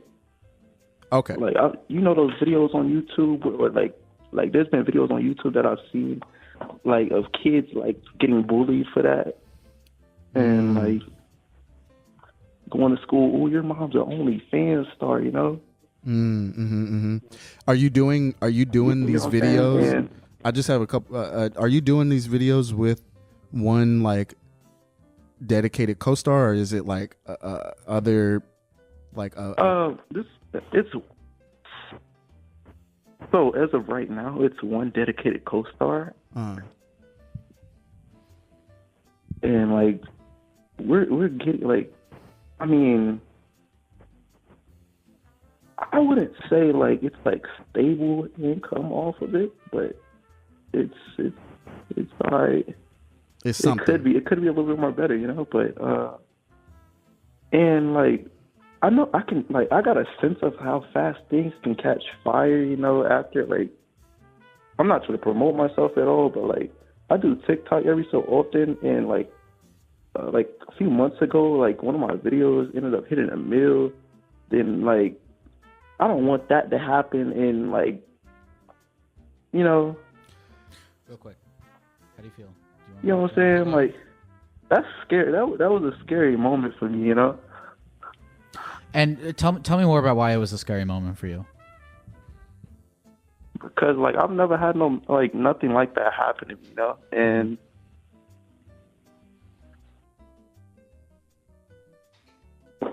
yeah. And yeah. Are you uncomfortable about being perceived?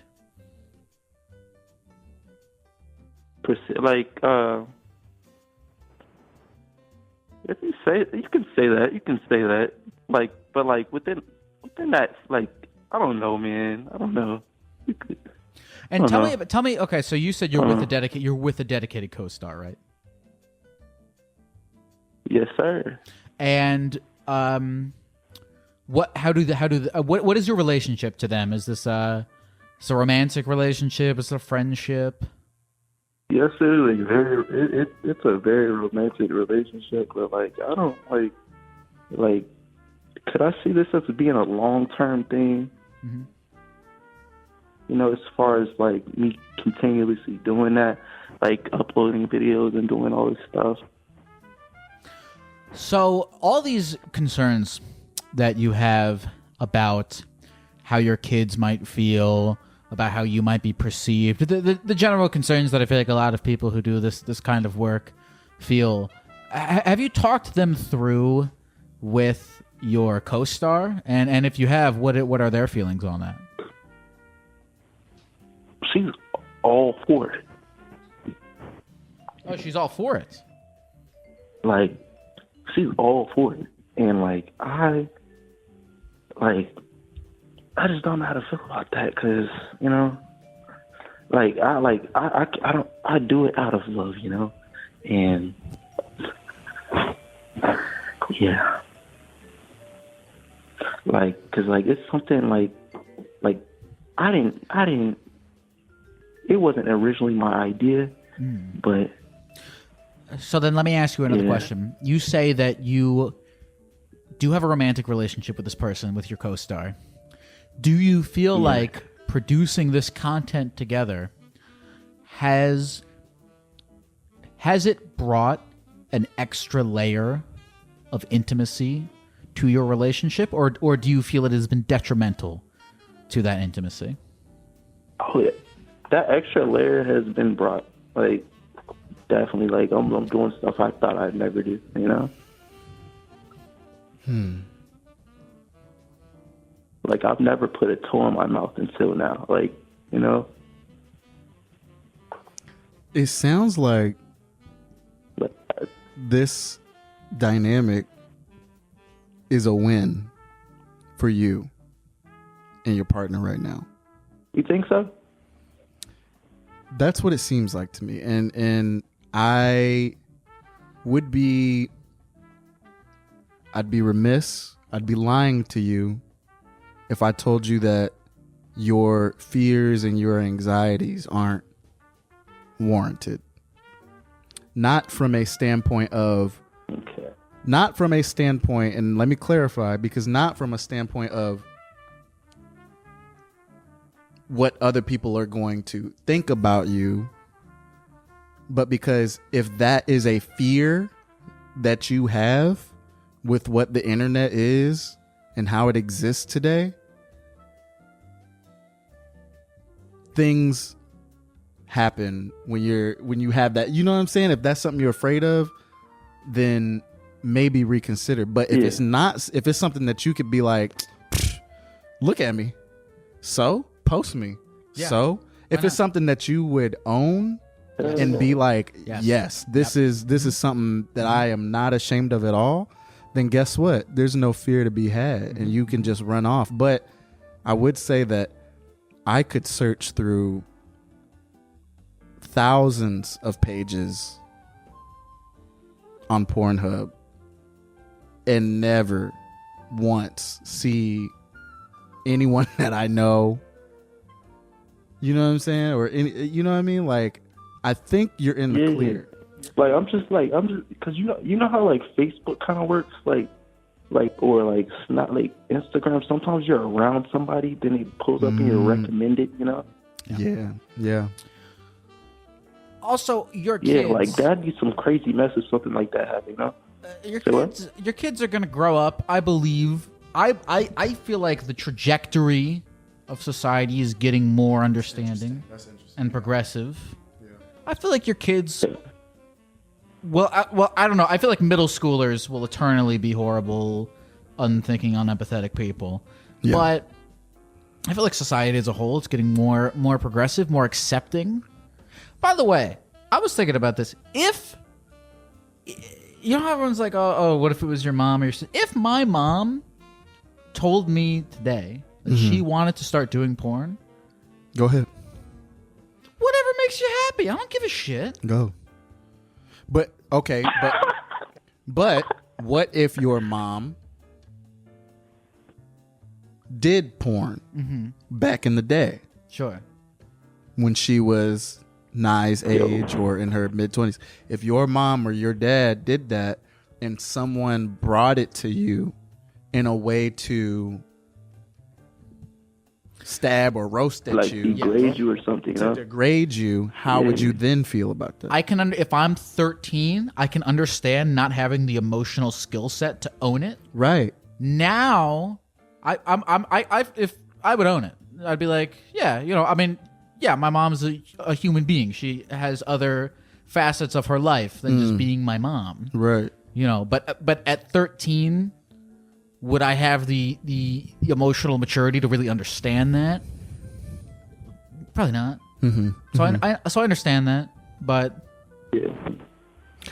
I think that there's a happy medium here, Nye. I think that you can keep doing what you're doing and keeping this dynamic and the money flowing, but maybe throw in a couple more precautionary things. Maybe don't show faces. Maybe you do. Maybe you figure out what your level of comfortability and anonymity is in this relationship, so you don't have to feel like, you know, one day you're gonna have a 12-year-old who comes home and got in a fist fight because he's defending mom. You know what I mean? Because every 12-year-old boy is gonna fight over mom or dad. You know what I mean? Everybody. Their mom, yeah. You know, we can't expect them to be as mature and, like Lyle said, like grown about it. Yeah. So when you think about other people, you have to. But But your kids don't exist yet. It's true. But also, I don't know. Maybe this is a naive thought, but. Maybe this is a naive thought, but maybe this brings with it. And again, I think you should take your precautions. I think you should, if it makes you feel comfortable, wear a giant unicorn mask or not show face or whatever it is you got to do. But also, I could see yourself. I actually thought about doing some mess like that, like putting a ski mask on some like thriller stuff. You know. I like that. I feel like the ski mask could add some other sort of element, freaking genre, you know. But also, maybe this affords you, and I don't know, maybe this is a naive thought, but maybe it affords you an opportunity when your kids are 13 to sit down with them and say, listen, your mom and me, we have had lives outside of just being your parents. And this and that, and have that sort of conversation, and maybe that does something good for your kid. Maybe that grows them up a little bit more than their peers. I don't know, but it's possible. But again, I agree. I think you should do whatever is to your. Of course, at the end of the day, do whatever is to your comfort level. Understood, and I thank you for that. Thank you. Needed that. Of course. Thank you so much for calling, Nye. Is there anything else you want to say before we go? Hey, man, I just want y'all to have a wonderful year. Have a great day tomorrow. Stay safe. Don't smoke weed. Don't do drugs, though. Do your thing, you know. Be yourself. And, yeah, that's it. Hey, Nye. Thank you for having me. Keep fucking. What's good? Keep fucking, all right? Hell yeah. All right. Hell yeah. Do that for I me. like that shit. Yeah. All right. I don't know about you, but I feel so much better having peed. Dog. I feel loosey-goosey right now. Yeah. I feel I was about to explode. Yeah. I came back and I was like, it honestly, it felt like there was so much happiness from peeing that Nye's problems, I had to work to put yourself back into to recenter Nye. It took a little bit. It takes a bit to like empathy. Like you have to do it sort of consciously adjust to how he's feeling and shit. You got a hard job.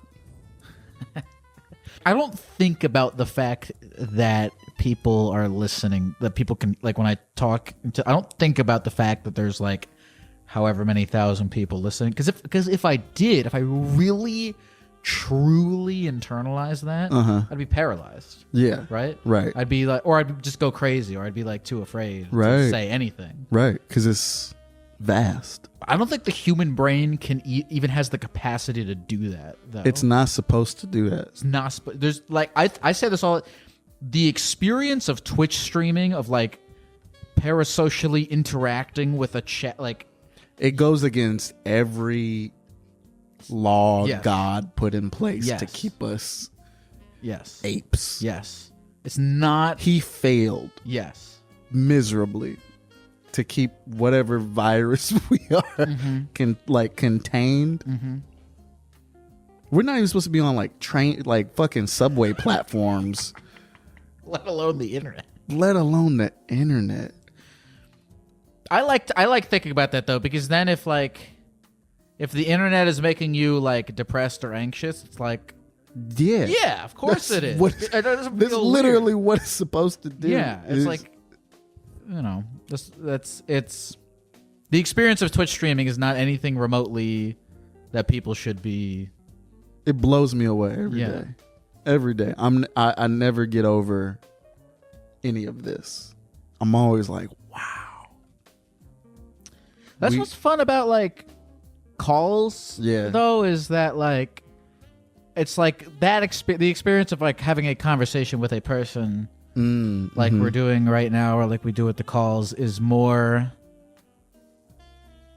digestible than like trying to talk to this collective of people in a well, it's because I feel like I'm talking to them one at a time.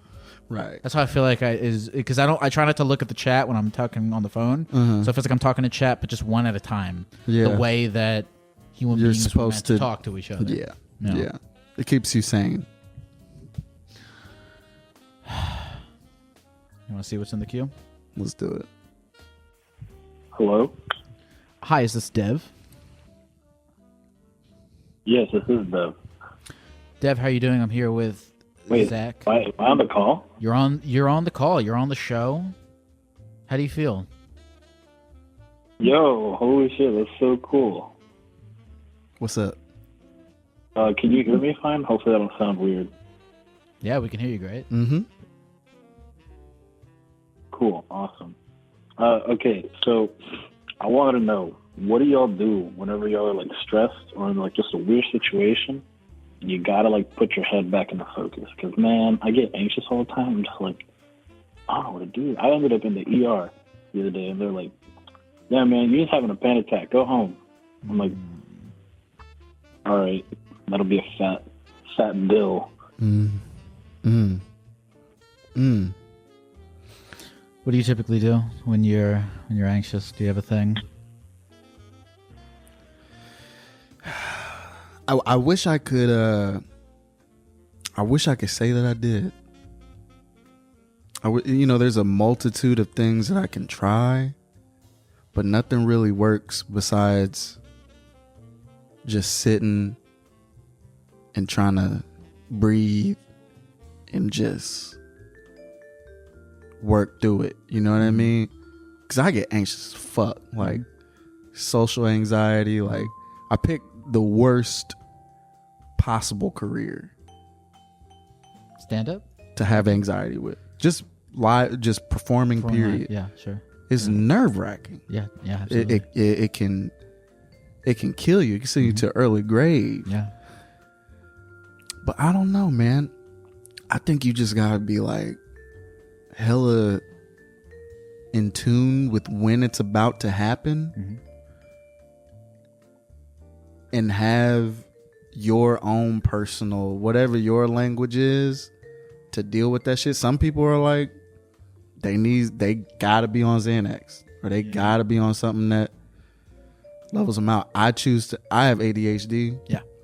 I just take, because the ADHD fucks with my anxiety. Yeah. So I take omegas, fish oil. Yeah, okay, I've heard about that. You know what I'm saying? EPA fish oil. And that's like brain lube. So I would suggest doing some of that shit. Get you some fish oil, omegas. Yeah. Find a good brand, go on Reddit and find out who got the good ass fish oil. Cause I don't know, do you take medication for it, or do you not? Yeah, I do. I'm on like 3 medications. I take 2 antidepressants, and I take now 2 anxiety medications. Okay. I got that super depression and super anxiety. I feel that. I feel you. Yeah. I salute you, dog. I salute you just for being honest about it and talking about it. Like, for real. Like, everybody got their own little. What do you do? Yeah, dude, I'm a college student, and I fucking work, and I'm also in the middle of trying to figure out what I'm doing with my life. Because, like, I thought I had a plan, and I was doing everything for it. And then I fucking got into nursing school, and then I got kicked out before school even started. And I was like, okay, well, now I don't know what the fuck I'm gonna do. And I'm like, fuck, dude, I'm 24. I still don't have a degree or like a path that I'm like following to. I just take random ass classes every semester. How's your diet? Bro, that shit's ass. But because of the scare that I had the other day when I went to the ER, I've been like working out every day since then, and I'm like, I'm trying to get that shit on point. Yeah. Because I'm like, you know what? No, that shit was way too scary. I need to fix this shit. Yeah. So, it's not. It adds like a workout for you.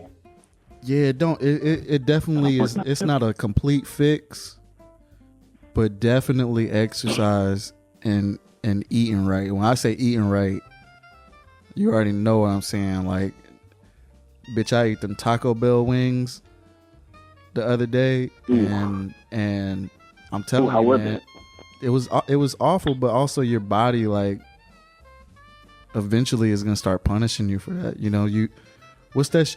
You make all the fucking happy chemicals in your stomach. Did you say Taco Bell wings? I did. Yeah. Is that a thing? It is. And I would listen, go on your own adventure, but I would not recommend it. You said that a lot of our happy chemicals are made in our stomach. Yeah. I consistently under whatever it is, underestimate the effect of my diet on my mood. You always think it's like something external, and it's like, oh wait, I've just been eating a bunch of horrible things all the time. I've been eating a bunch of bad shit, and like my shirt was too wrinkled. You know what I mean? Sometimes it'll be, and like, people with like clinical shit, I would never tell somebody who's clinically depressed or anxious or whatever, like, switching to plant-based is gonna fix you forever. Yeah. You know what I mean? Nothing is a fix. But would it maybe help you tremendously? I don't know.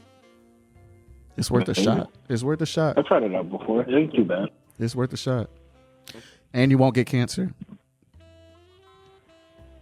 You Right. said that. Which is funny because that like everybody in my well, it's not funny. Everybody in my family gets cancer. No cap. Real quick, kind of to tap this into something we were talking about earlier. What is it that you ultimately? Okay, when we were talking earlier about like the germ of the idea versus the actual thing that you want to do, right? So like your actual like narrow path is like, okay, I want to be a nurse, but like what is it? What is beneath that? Like, is it that you want to help people? Is it that what's underneath that? Like, what's the core desire that we're working with here? For sure. So I know a lot of people when they go into nursing, they're like, oh, I want to help people. I'm like, that's bullshit. No, you don't. You just want it because it's decent money and all this other stuff. But when I was in high school, I saw this movie called Patch Adams. I don't know if y'all are familiar with it. Yup. Okay, so that made me want to just go into the medical field. I don't care what it was. I just actually wanted to help people because, like, I wanted to do some shit like that. So originally, I was like, you know what? I'm going to get out of school. I'm going to go to med school. I'm going to do all this shit. I'm going to try to figure out a way to do this. And then I realized I'm dumb as fuck. I can't do that. So I'm going to do nursing and still try to make an impact. Because, like, at the end of the day, I genuinely want to help people. It's like, at that point, I don't care about the money. I've been broke. I was broke when I was born, poor growing up, still technically broke as shit. At least I got a job now, though. So it's like, fuck the money. I get a lot of joy from, like, helping people with whatever it may be. That's why I want to be a nurse. But then I got into, like, psychology and, like, microbiology and, like, other ways you can help people in those realms as well. And it's like, I don't know what the fuck to do. I do want to help people. That's my main goal.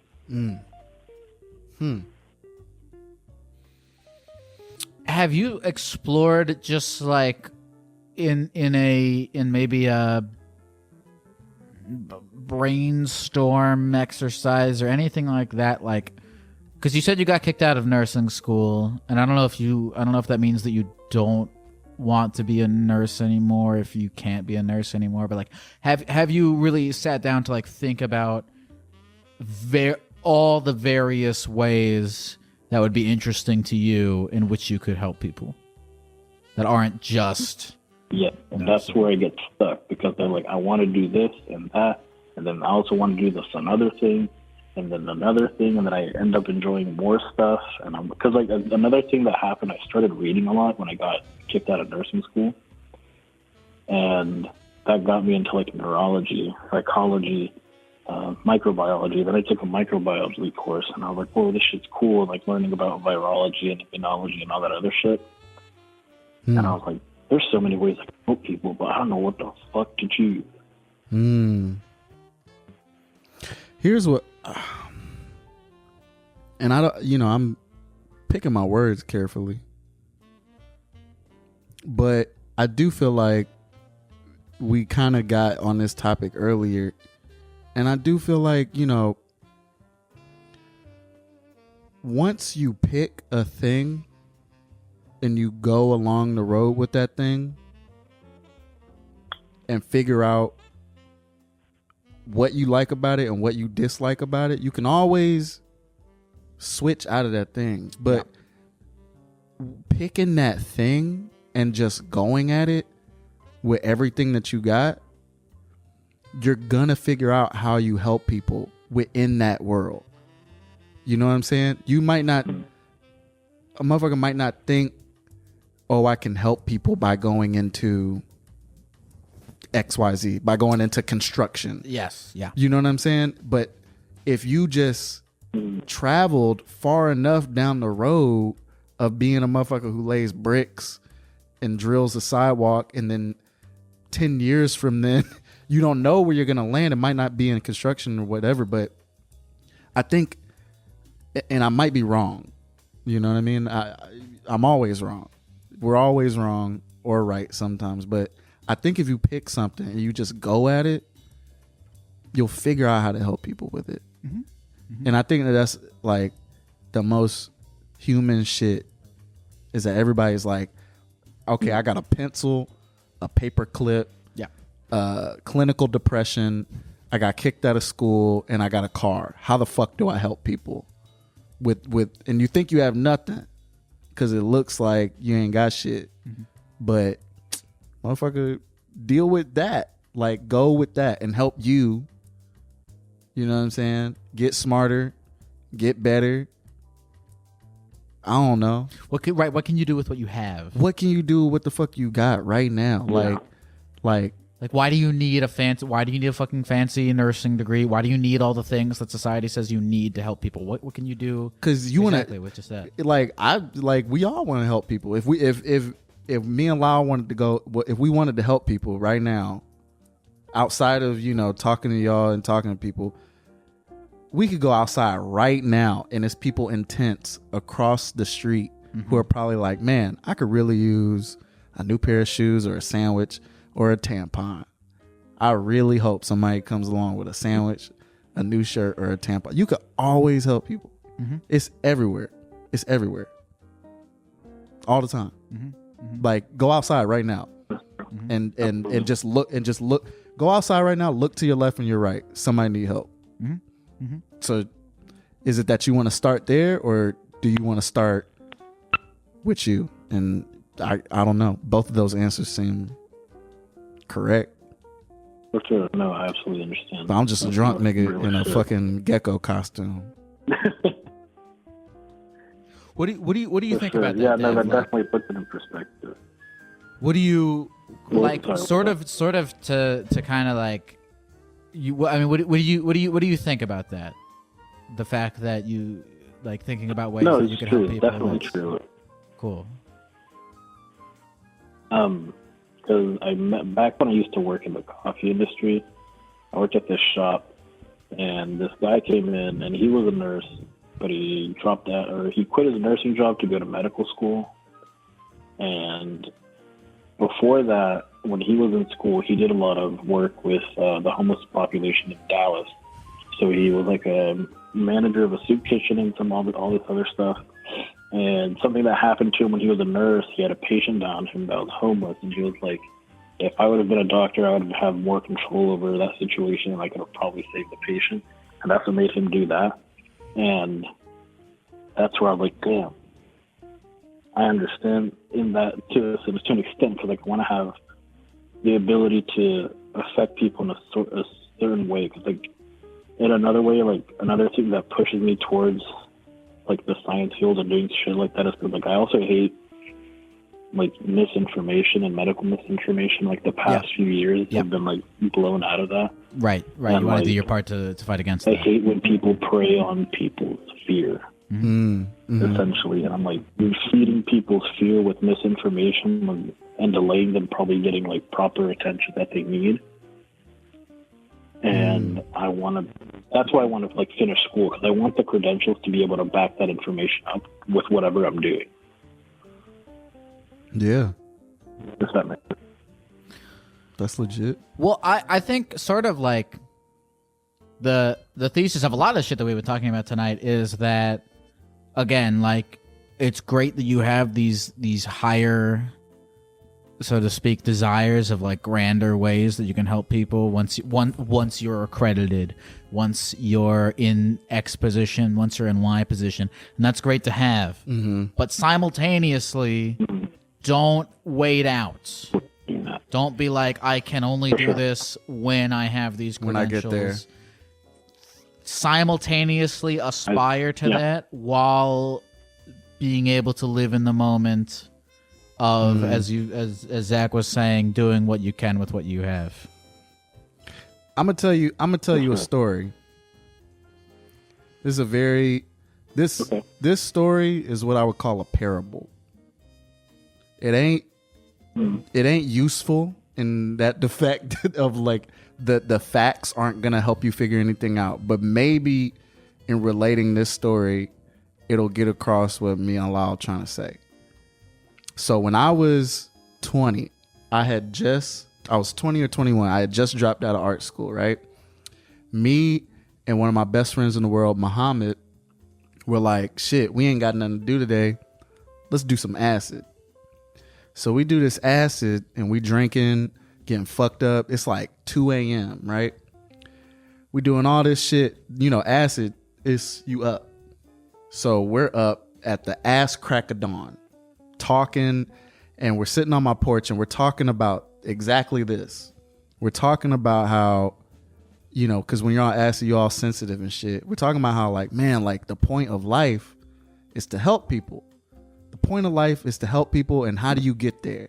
But if you don't have money, you can't help. And it's the haves and the have-nots and capitalism and hierarchy and blah, blah. And Marx said this and blah, blah. We're getting all deep and esoterical and saying all this shit about how we want to help people, right?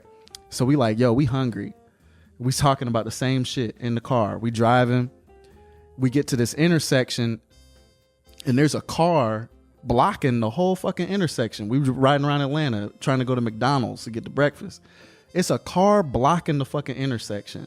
So Muhammad honking, he like, bro, get the fuck out the way, get out the intersection. We go around the car anyway. We get back to talking about it. We get to McDonald's, get the breakfast, get the hash browns. It's delicious as fuck. We come back the same route to go back to my apartment. We get back to where that car was at the intersection. We just did all this talking about helping people. Mm-hmm. And what do we see? We see 4 people, 2 in the back, 2 on passenger side and driver side door, helping that poor motherfucker push his car out of the intersection because we thought he was being a dickhead, taking up space in the intersection. His car broke down at 7 a.m. in the morning on the way to work in Atlanta. Mm-hmm. And 4 other people got to the jump before we did because we was too busy talking the talk instead of walking it. Yeah. And now that motherfucker had somebody help him who wasn't, you know what I'm saying? Like, it's right in front of you, bro. Most of the time, it's right in front of you, and it's not going to fix your life. It's not going to figure out your depression. It's not going to figure out your life path. But, like, nigga, helping people is always freely available and in abundance. And while you sitting talking, thinking about it, it's probably somebody sitting next to you that you could do that shit and help them out. And boom, now you're enriched. And like you feel like you got more fuel to figure your shit out. You know what I'm saying? Like that story sticks in my head forever.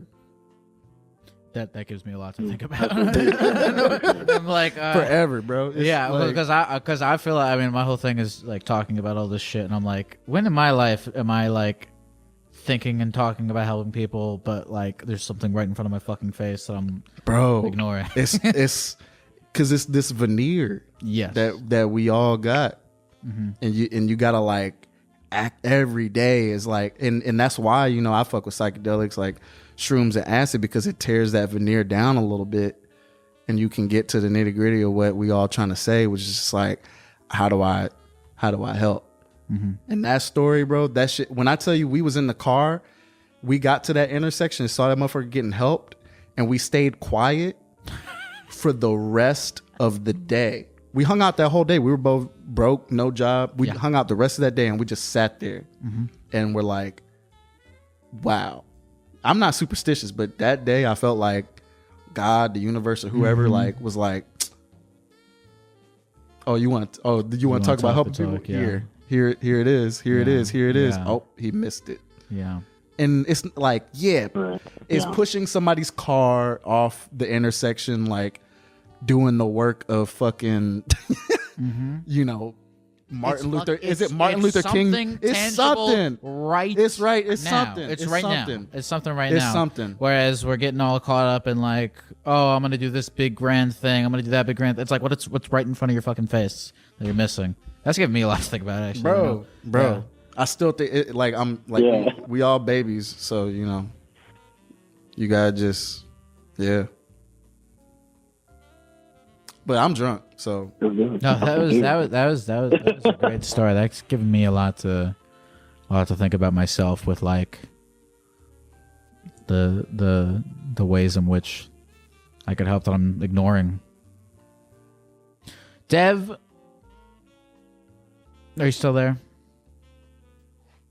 Yep, still here. Dev, do you have any final thoughts, feelings, sentiments that you wish to share? Zach, thanks for sharing that. I really appreciate it. I was actually going to go see you in Houston, but then the show got canceled because of COVID, I believe. And Gek, thank you so much for having this platform and doing what you do. I fucking listen to your podcast all the time, but sometimes I can't stay up long enough to watch the streams or something. And I used to listen to that shit on my old job, which was like 30 minutes from my house. I would drive from there home and to and from, basically, and I would listen to that shit and laugh my ass off on like the worst days. And Thank you, man. Like all your stuff, fucking R.I.P. Betty White, you know. Hell yeah. All that shit. Hell yeah, man. Safo, shut the fuck up talking to me. All that shit. I fucking love both of y'all. So I was like super ecstatic to be able to talk to y'all. Thank y'all so much. Thank you, Dev, I appreciate that, bro. You have a good rest of the night. Thanks, man. Thank you. You too. Can I ask you something? Do you think comedians, like people who make art, do you think that's a form of helping people? Because I'm in my head back and forth, and I'm like, I don't know if it is. Because with making art and making stuff, there is like a fair amount of like unavoidable ego attached to it, I think. But also I think in my life about like songs I really like, podcasts I really like, books I really like, and I would say that those things have like helped me. But then I couldn't accept like when people tell me that like I help them like with this, I don't think I can't really accept it. Yeah. Because there is so much like do you feel like you're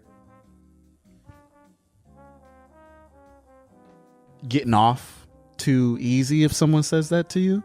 Maybe it's getting off too easy. I mean, like, I don't know. Have you gotten that about like your music or? Yeah, I've had people say, "Oh, you helped me through this," and you helped me through that. And I feel that way about certain comics and musicians too. But in the grand scheme, I guess it's a question of scale. Sure. Like, what's the scale? What is the true scale that comedy can help people? I don't know. Where does it end? Where does it start? Because I'd be lying if I said,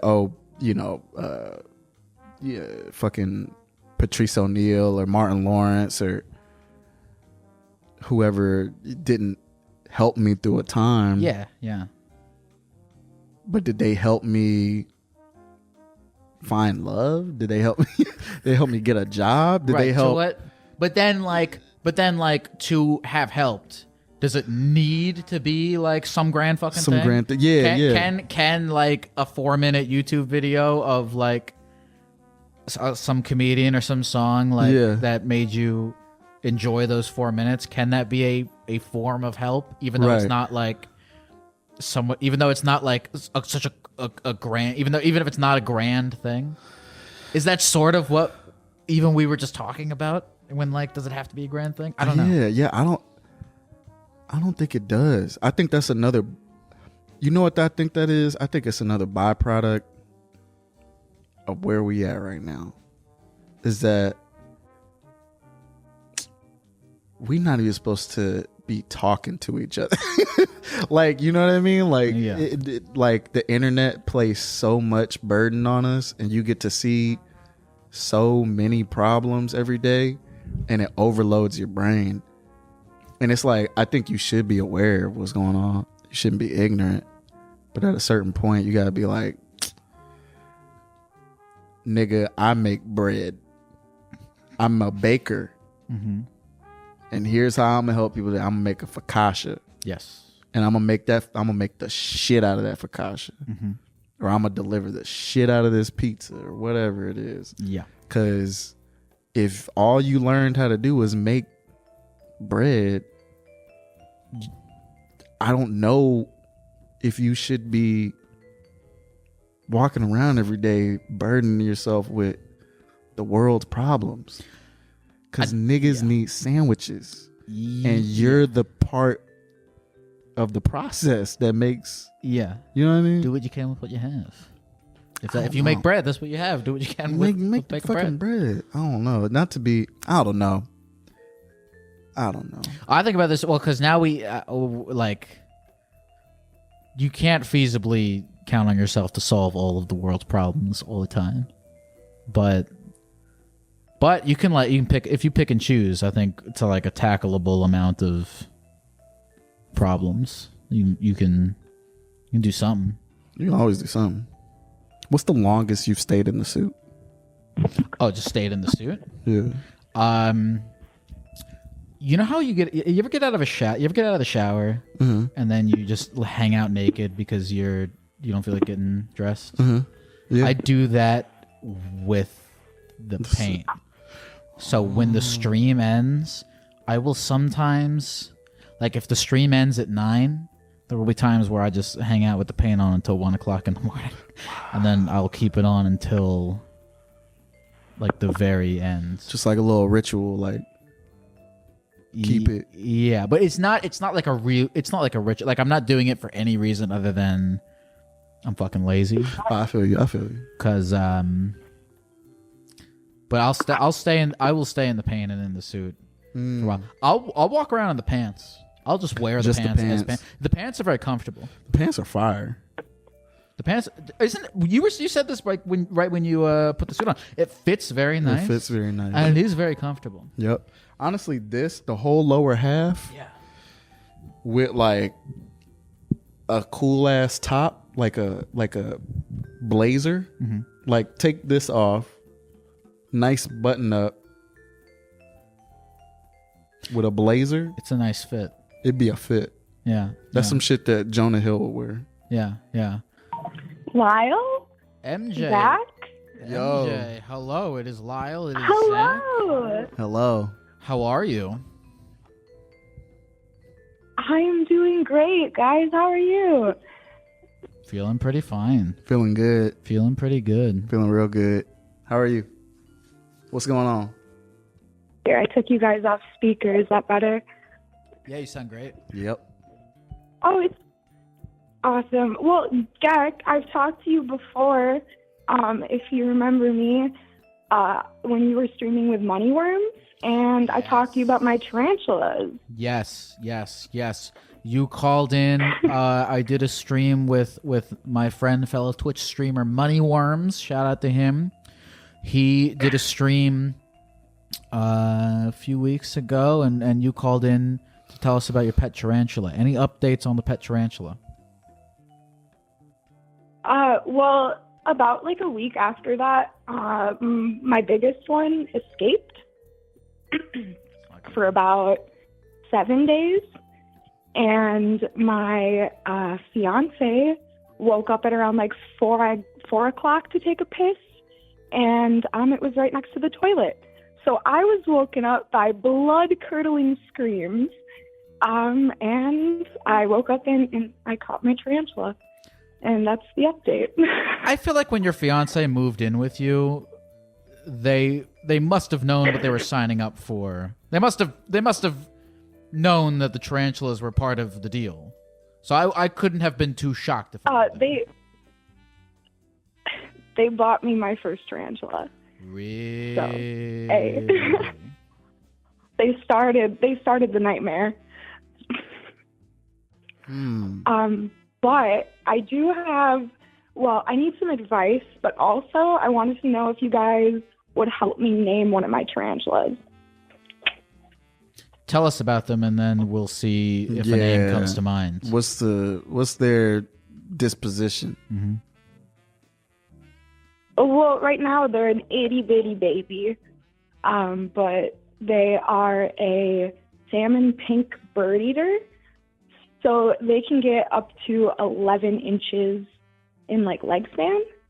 So they're going to be freaking massive. Devontae. And yeah. Devontae. That's powerful. I love that. That's super badass. Solid 3-syllable name. Devontae. It's like it's got weight to it. It has like a bell curve. It's a parabola. Yeah, it's a parabola. Devontae. Yep.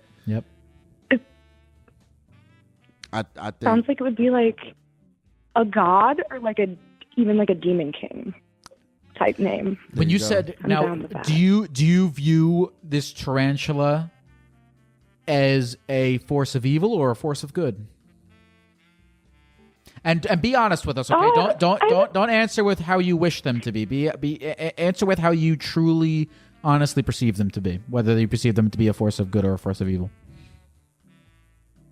I would say a force of neutrality, because I don't know, they aren't inherently bad. You know, they only get defensive. They're not aggressive. We say that a lot in the tarantula hobby, because they, you know, if they feel threatened, if there's like a big vibration, because they can't see, they don't know what the hell's going on. So if they're spooked enough, they're gonna. But they'll also, like, they're not just gonna bite you. Well, some species, but they're not just going to bite you. They'll usually threaten you first. So I would say neutrality. Not inherently bad or good. And so you said you wanted advice on something else. First of all, just to sort of wrap this part up. Devontae is his name. Devontae is his name. That's all I would want. Yeah, is that, are we confirmed on that? Yep, I will put that on the name tag. That is set. I appreciate. That's all I wanted from. Well, that's one of the things I wanted from you guys tonight. Beautiful. I love that. Check. Next item. Let's hear it. Okay. Well, in April of last year, I moved back to my hometown. In a house right next to my parents. They're pretty conservative. My mom is an ally of the LGBTQ community. I identify as non-binary, and I still am in college full-time. But recently I was looking for a part-time job a few months ago, and I came across a cafe opening 3 minutes from me in my dinky little conservative hometown, and it's LGBTQ and woman-owned and operated.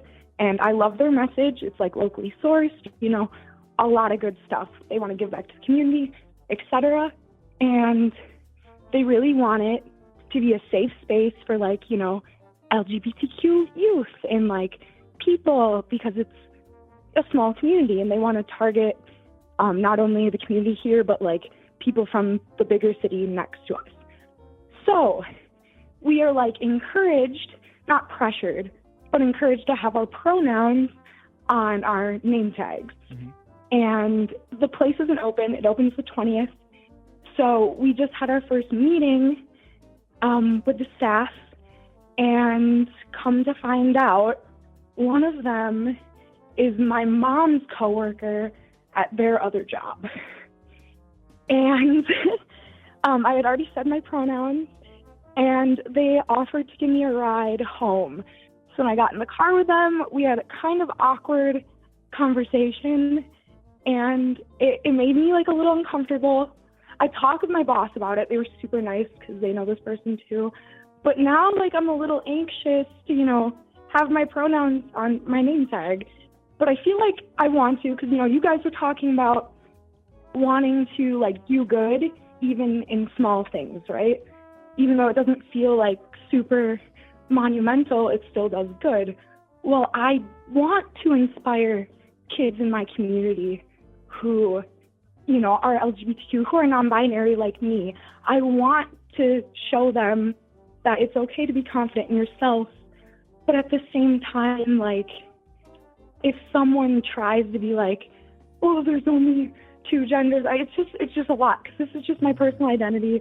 I don't like getting political about it, and I don't like arguing about it, and I'm not super, like, open about it, you know? So now I'm kind of have inner conflict.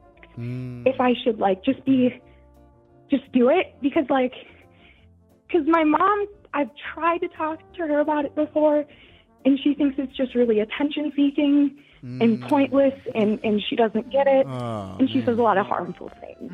Yeah. So yeah, I don't know. I know it's like kind of heavy, but if y'all have any input, I'd love to hear it.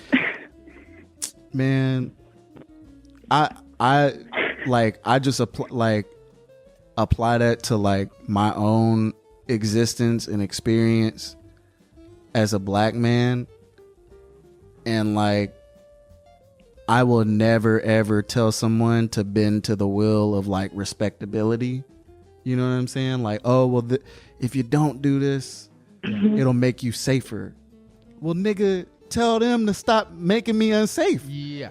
Stop putting the burden on people who, you know what I'm saying? Like, there's people like they do it to everybody. So like, I feel like I'm gonna tell you to keep rocking that shit fully. Like, rock it harder. You know what I mean? Like, don't let nobody and instead of trying to figure out reasons to justify you wearing it, figure out better ways to shit on them when they ask you why you got it on, or try like understand their bigotry and their ignorance, and how you can be either more patient or cut them off when, you know what I'm saying? Like, but don't don't bend bend to nobody. But I want to say though, it's hard for me not to be understand. Sorry. I understand where you're like, fuck, I don't want to have to like deal with this. Yeah, I understand not wanting to deal with it. And I also want to be like, because I'm also I'm like I think like fuck them. Your mom doesn't dictate who you are as a person. Nobody dictates who you are as a person except for you. But I empathize as to why like being out and about it like will attract negative attention that you don't feel like you're ready. That you don't feel like you're ready to deal with. Yeah, for sure. But at the same time, well, go ahead. Yeah, go ahead. Oh well, I was gonna say like I want to be able to do that. Like I want to be able to be like, I guess I have social anxiety too, so I just don't know what to say. Like especially in the moment, because like I want to own it and be like fuck you, but I'm also going to be at work, right? And you know, because that's like where I'm most likely to be wearing it, and I just like I don't know how to be like sassy, you know, like I'm not good at like social shit. So like if you guys have some tips on like what I can say to a motherfucker, I should clarify that being a asshole back to people is what I would do. That's me. I'll roast the motherfucker from the top to the bottom and make them you know what I'm saying? That's how my response. I'm from Atlanta, like that's how I would respond to it. But I also know people who got a thick skin and they would just let it slide off and move on to the next thing. And if you think that that's you, then 100% do that. But I'm just saying how I will respond. Yeah. So why you got your... That's exactly what I was going to say. Can I say suck my dick on Twitch? Yeah, you can say suck. Yeah, of course. You can say cunt on Twitch. Sorry, but that was exactly what I was going to say. Is like, you got to find your way of dealing with it. Like Zach was saying, like his way is to like be like fight back. Like that's the style. But like you say, like it sounds to me like from what you're saying is like that style of confrontation. Like maybe that doesn't suit you. Right. But there is like find the way to deal with it that is within your style. And maybe it is to just like internally be like, I'm better than this. Like I don't have to fight back. Maybe it is to fight back. Like because you say you're not sassy. Like you're under no obligation to be sassy. To be sassy. You just got to find whatever your way is of dealing with it. That doesn't necessarily have to be like combative back or you know whatever your way is. You know, some people are fire people and they want to engage in conflict and you know.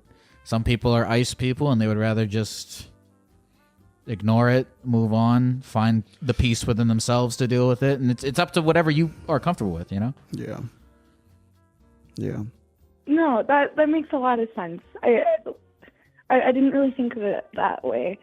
I guess like when I try to think of like a witty comeback, right? It's like, I'm like, okay, like I'm going to tell him, like I'm just be like, this is who I am. Like, fuck off. Like you can't do anything about it. Like I'm proud to be who I am. But like in the moment, I feel like I just like almost shut down. I'm just like, oh fuck. Like so many people watching kind of thing, like, so it's hard for me, but like, you're right. Like maybe I could find something that just works for me. Just like, you just like power through it and just be like, whatever, fuck this person, like. I will tell you something internally that I truly believe. When someone says something to you and you look and it's a dumb, bigoted or a hateful thing or an ignorant thing, and you just kind of look through them as if they're not even there and go on with whatever it was that you were doing, that probably does more than trying to engage with them and then getting locked. Because I love fuck shit. I love vibrating low with people. If you want to argue, I'll yell with anybody. Yeah. But am I winning? No, I just like talking shit. I love talking shit and winning at that. But the real way to just delete a motherfucker is like just and just keep going. And if that it almost sounds like this pressure that you're putting on yourself to come up with a witty comeback, to like engage in this combat and win, is like adding extra. It's like adding more negative bullshit that you don't want to deal with. So like, deal with it however feels natural to you. Right. Like don't put pressure on yourself to win the argument. Like by having you're not gonna win this by having the wittiest comeback. You win this by like not letting it get to you. Yeah. Yeah. You put that really well. I mean, I guess like I don't want to win an argument. It's like on TikTok, right? You see like I see a lot of people, non-binary people, are like whatever, being really just proud to be who they am, right, or who they are, right? And I'm really proud of who I am, but also like it makes me feel like I'm not when I can't just be like out of completely about it. Like, and I feel silly because I'm 23 and I'm like, and I guess like everyone comes out in their own time. There's no expectation, but like, exactly. It's hard, but I completely agree that like, I don't have to, have the last word in order to win. I can just make them feel like whatever they just said, like, is insignificant. Or like just be like, what? And then and folks that you see on TikTok, regardless of identity, one thing that exists across everything, black, white, whether it's race, whether it's identity, whether it's how you identify in gender, motherfuckers get on the internet and lie. No matter who you are, no matter who it is, they get on the internet and they present something to you that seems idealistic and seems 10 out of 10, but they themselves are figuring it out too. And you'll see motherfuckers get on the internet.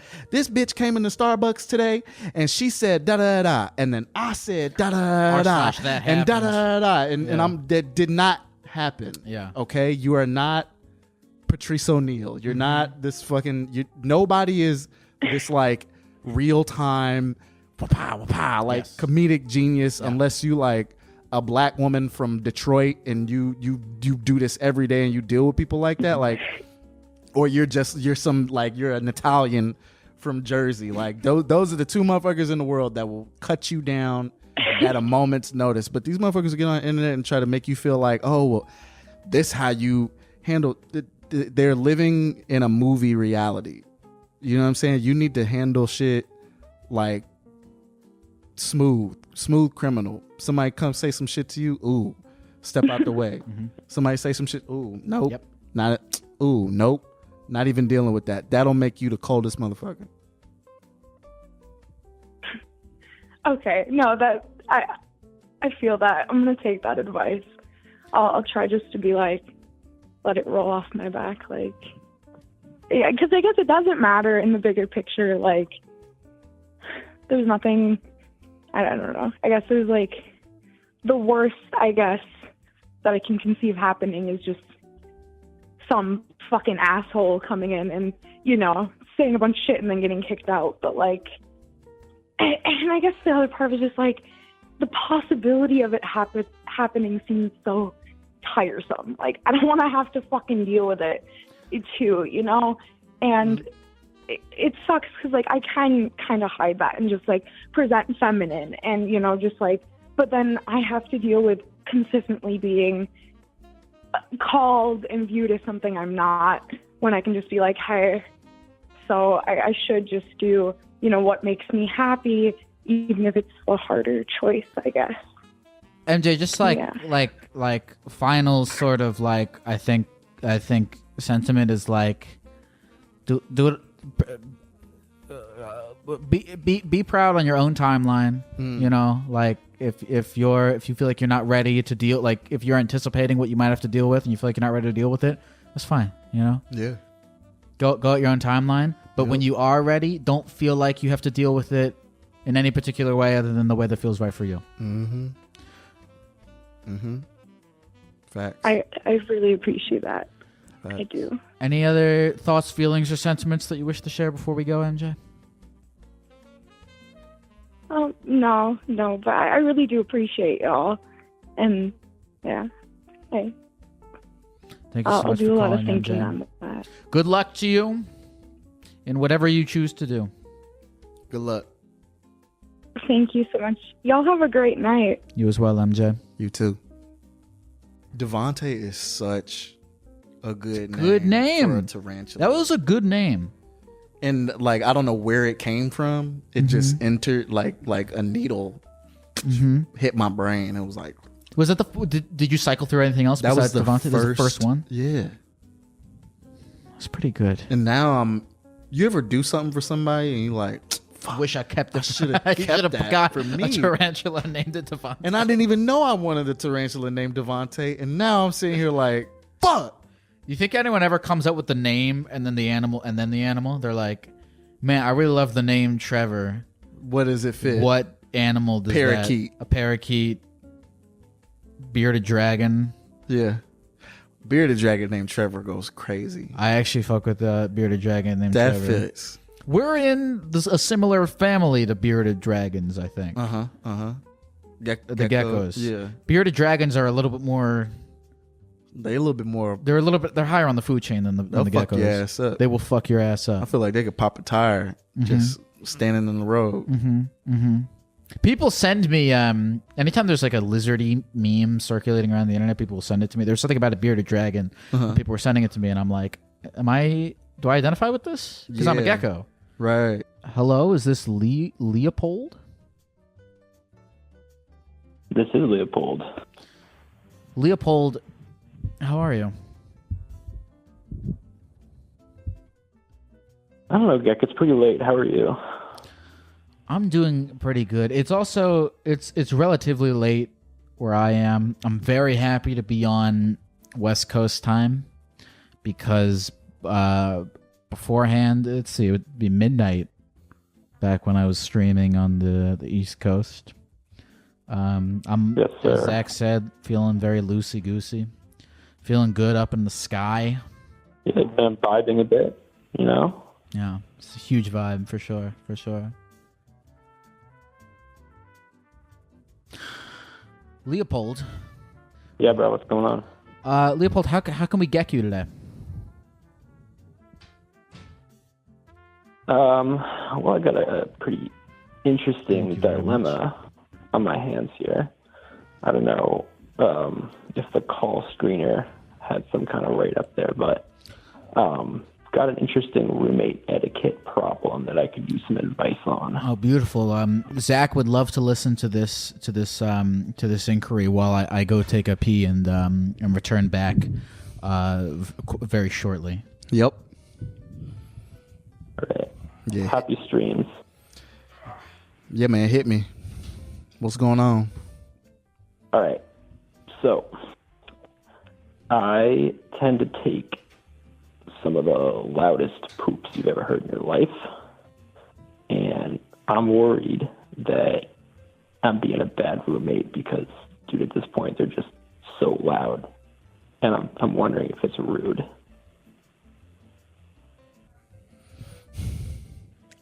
Have your roommates complained about? No. I'm just like, I'm starting to get self-conscious, dude. It's like a firecracker every time. Like full on, like, dude, I can't, like, I just, like, I don't know what's going on, man, but, like, full on grip the fucking seat, dude. Like, You're cracking put porcelain. on a show. I'm like, yeah, you're cracking porcelain. yeah, dude. Dude, so I this think, is like, they're feeling the effects of this at the fucking city sewage treatment plant, like. So this is like a self-imposed thing. You know what I mean? Nobody's complained to you about it. You just personally feel like No, but like, look, it is so loud, and it's every time that I'm like, yo, like, it's like if I was playing music really loudly all the time. Like, it could be that kind of noise complaint. Like, no one said anything, but I want to get ahead of it because I feel like even so, like, who would come up to you and say, like, yo, bro, like, your shits are so loud, like, you gotta find some way to calm it down. Like, no one's gonna have that conversation. You make a good point. That's not typically what people are gonna come up right? to I you feel like and complain about. There's some unspoken issue here, you know, like, I gotta unload, you know, clumps, bro, like, but I don't know if, like, I need to, like, go somewhere else. What are you eating, Leo?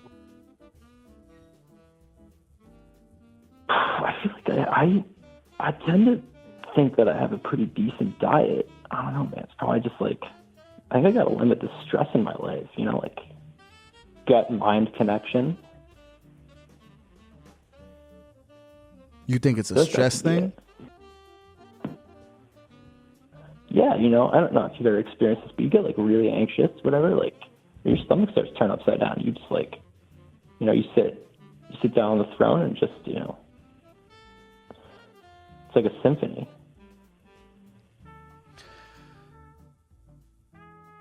Well, if you know the issue, Leo, and you know what you got to change, what's stopping you?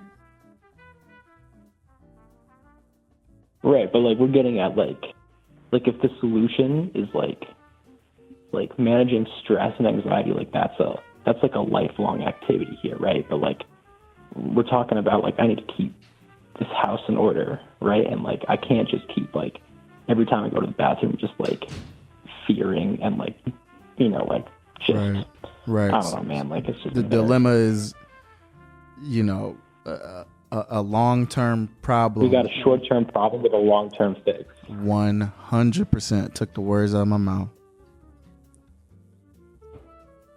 I genuinely feel like I've never had this before.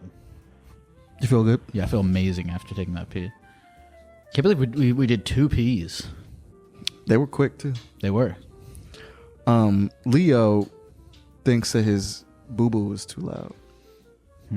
Has anyone told you that, or is that just like a personal insecurity that you have? I mean, okay, if I could lay out this example, I have a pretty good pair of noise-canceling headphones, like, very good. Spent a lot of money on them. Probably shouldn't have spent that much. Anyways, like, you know, like anybody, like, I'm, you know, going to be listening to music, whatever, on the toilet, whatever. I can, like, clearer than anything else, can hear my fucking ripping ass when I sit down. And if I can hear it through these headphones, everybody else can hear. Yeah, if they can hear you, if you can hear yourself a little. Right, we're talking about, like, like, we're talking about any hour. It could be, you know, decent folk hour. Like, you know, I work from home. Everybody works from home. During the middle of the day, I don't know if someone's on a call. Or at night, you know, I get up midnight, gotta go to the bathroom. It's disruptive. I think the seed of the issue needs to change. We're talking about your doo-doo is too loud. What if that upsets your roommates? But what we need to be talking about is why would your roommates be upset at something that you naturally do and that every human does? You know what I'm saying? Like, I don't know, man. It's gross. It's not gross. It's a part of nasty. Doodooing is part of life. It's a part of life. And it sounds like, what you're getting at is like, their problem with your doodooing is a them problem. It sounds like them. And they haven't even complained about it. So this is a self-contained thing right now. No, I know. Like, I'm getting ahead of myself. Like, you're getting ahead of yourself. But like, look, I've thought of like different strategies. Like, I could like practice better. Like, I don't know, like cheek discipline. Like, you know what I mean? Like, where you just try to like shift around and just try to like, instead of letting it all come out at once, like you just sort of like. Normally, I would understand. Like a low whistle. I would understand why you and by the way, it's very nice of you to want, because you have a genuine desire for your roommates to feel more comfortable, and that's very nice of you. That's very noble of you. Right. But if that has to come at the cost of your own sanity, then you have to weigh that. Do you use a squatty potty, Leo? Yeah. What do you mean by that? Do you know what a fuck is that? Do you know what a squatty potty is? No. You don't even know what it is? You don't even know what it is. Okay. So, when you poop, you're sitting down and you got your feet planted on the ground. Oh, is right? this like the legs up high thing? Yes. Oh, yeah. Like that's how we were supposed to go. Yeah. Yes, that's how you supposed. And that's how we were intended. I think that you should try that. Does that make less noise? I think it does. I feel like you could also I'm trying anything. Sit on like an incline so that the poop hits the bowl and not the water, because I feel like when it hits the water is when. Yeah. Are you making grunting noises as well? If it's like if your poop is like a track and there's different, like there's the sound of the water hitting the bowl, there's the grunts, there's whatever sound your asshole is making. What's the 808? Yeah. Oh man, this is a great question. I'd say like it's more like the gas is the 808 and the splash is like the kick or the click. And you're not making any, because I'll be real with you. If we're just talking about butthole and toilet sounds right now, I'm 100% with you. But if you're telling me, you're going number 2 screaming like Courage the Cowardly Dog every time, then yeah, something's got to give. But if it's just butt and water noises, my girl do that. I do that. Yeah, dude, I know, but it's fucking expensive. Everybody's poop. You're gonna hear it eventually. It scares me sometimes, dude. It comes out of nowhere. I think you're getting ahead of yourself, and I think you just need to recenter. And I don't think your boo boo's that loud, bro. I mean, I that's very kind of you to say, but I don't know, man. I mean, it's different because so I live with 2 girls, and I don't want to be gross, See, there it is. You didn't say that. You didn't say that up top. Probably, but is that important? Huh? Is that my important? roommate. It's not. I mean, I don't know. I feel skittish. I feel like just because they're girls. I mean, the girl, boy, yeah, whatever you are, you got to shit. Yeah, 100%. I'm saying it's. I know, but okay, it's different because I'm not hearing any noise from anybody else, right? I'm the only one making noise out here. Let me ask you something. How theatrical are the poops? And do you think, maybe even subconsciously, you play it up or add in any additional elements? I don't know why. I don't know why you would, but do you think that you Right. would? Okay. So I don't vocalize. Like I'm not that kind of guy. Like I don't like. I'm not grimacing. I'm not like. I'm not screaming or anything. It's just the fact that before I can get anything out, it's just an explosion of gas. It's like a firecracker. It's like a miniature explosion. Okay. Right? And that's it's just, I feel like it sends shockwaves through the house. And, we could do, that's at the beginning. The show's not over, it's 3-4 more times. I'm gonna end on this. I'm just Leopold, you are enough. Okay? You and your noises, man, you really think that? and your poops, they're enough.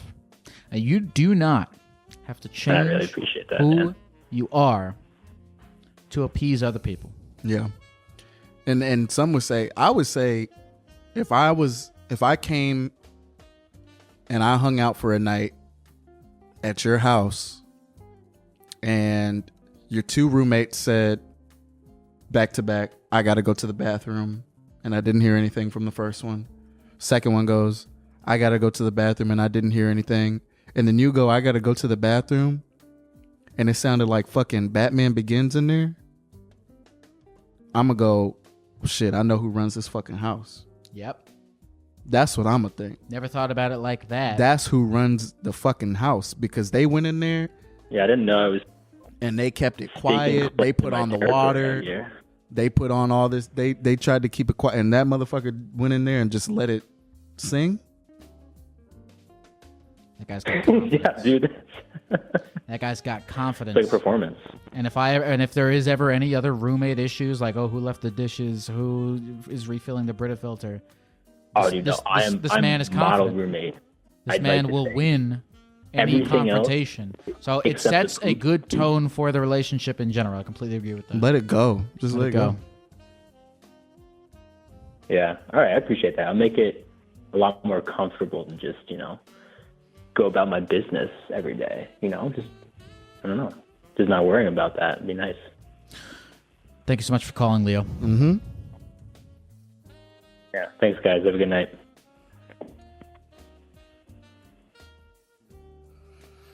You know what I'm saying, though? In which thing particularly? If I just went in someone's house and they were just shamelessly, clapping it out, I'd be like, whew. You would have to respect them. You know what I mean? Yeah. Let me tread lightly in this motherfucker's house. Yep. It's an alpha. It's the same. It's the same sentiment as when you go to prison, you beat up the same thing. Yeah. Same thing. Establishes dominance. Establish I'm here. Don't fuck with me. Mm-hmm. I don't know. Mm-hmm. You know what we should do to wrap up? I like to try and think of our what's the themes that we've tackled? We've tackled the theme of don't bend yourself. Mm-hmm. See, this is the interesting. The silly call, the quote silly calls, the quote serious calls. They hit the same themes, same notes. Yes, both MJ and who did we just talk to? Leo. Both MJ and Leo need to not bend to the whims of others. Mm-hmm. And both of them doing it preemptively. Yep. Before the problem has even arisen. Before the problem is, yes, exactly. Both of them doing it before anticipating a conflict. And you're already telegraphing your punch of how you're going to react to it, or do I need to change, or do I need to switch this up? Mm-hmm. Even if it doesn't happen. You bending and ain't even no pressure yet. Yep. You know what I'm saying? It could all be for nothing. You're supposed to wait for the pressure to come, and then you go, yeah, I bend, but I don't break. Yep. That's when you bend. Right. But if it ain't no pressure yet, man, be free. Shit, I don't know. What are some other who were some other calls that we had today? I've been doing this lately where at the end of the stream I want to try to remember the calls because then I feel like Jack at the beginning. What was he talking about? Sugar. He wanted to be a sugar. Yeah, he wanted to be the sugar the sugar baby. He wants a sugar mama. Yeah. Yeah. Yeah. Who else do we have? The Clumps. Clump Girl. The Clump Girl.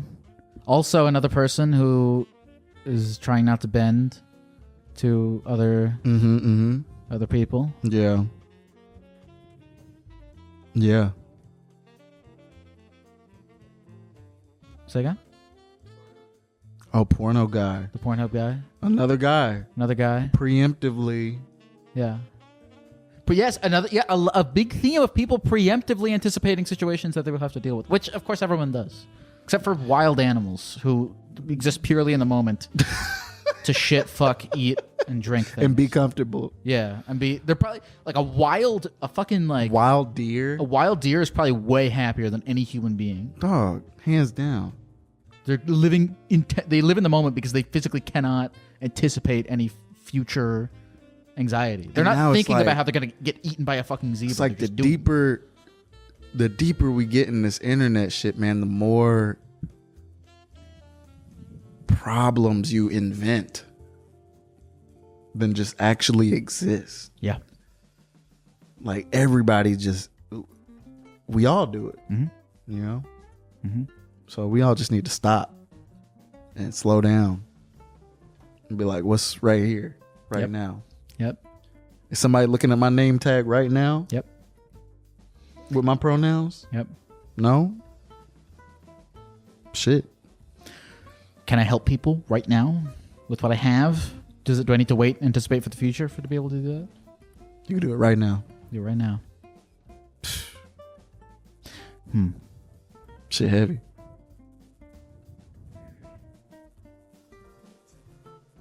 Say again?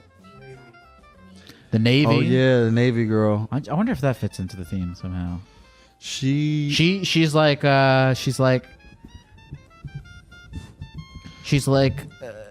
sort of maybe that's a form of living in the past and not living in the future. Like she met someone. She met a guy. She had a nice connection with him, I assume, or else she wouldn't be like caring about him. He was finna go to the Navy, and she was like, "Is this gonna work out?" Yeah.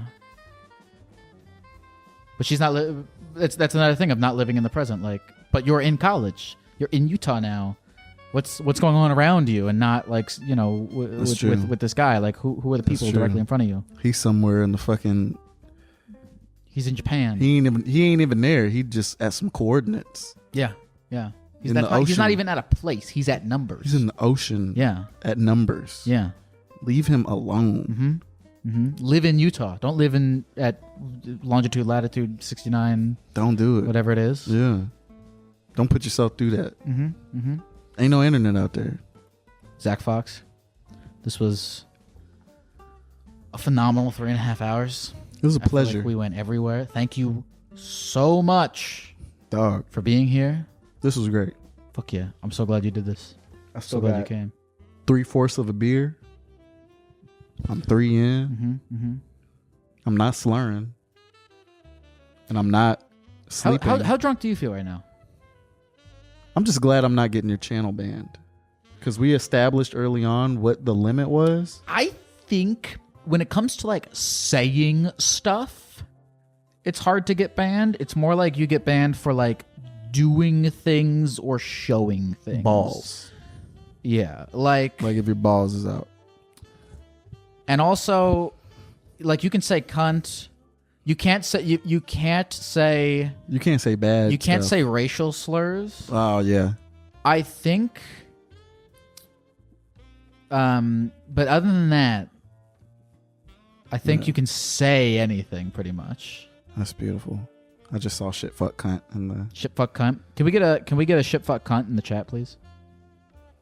This was really fun, guys. I appreciate everybody tuning in.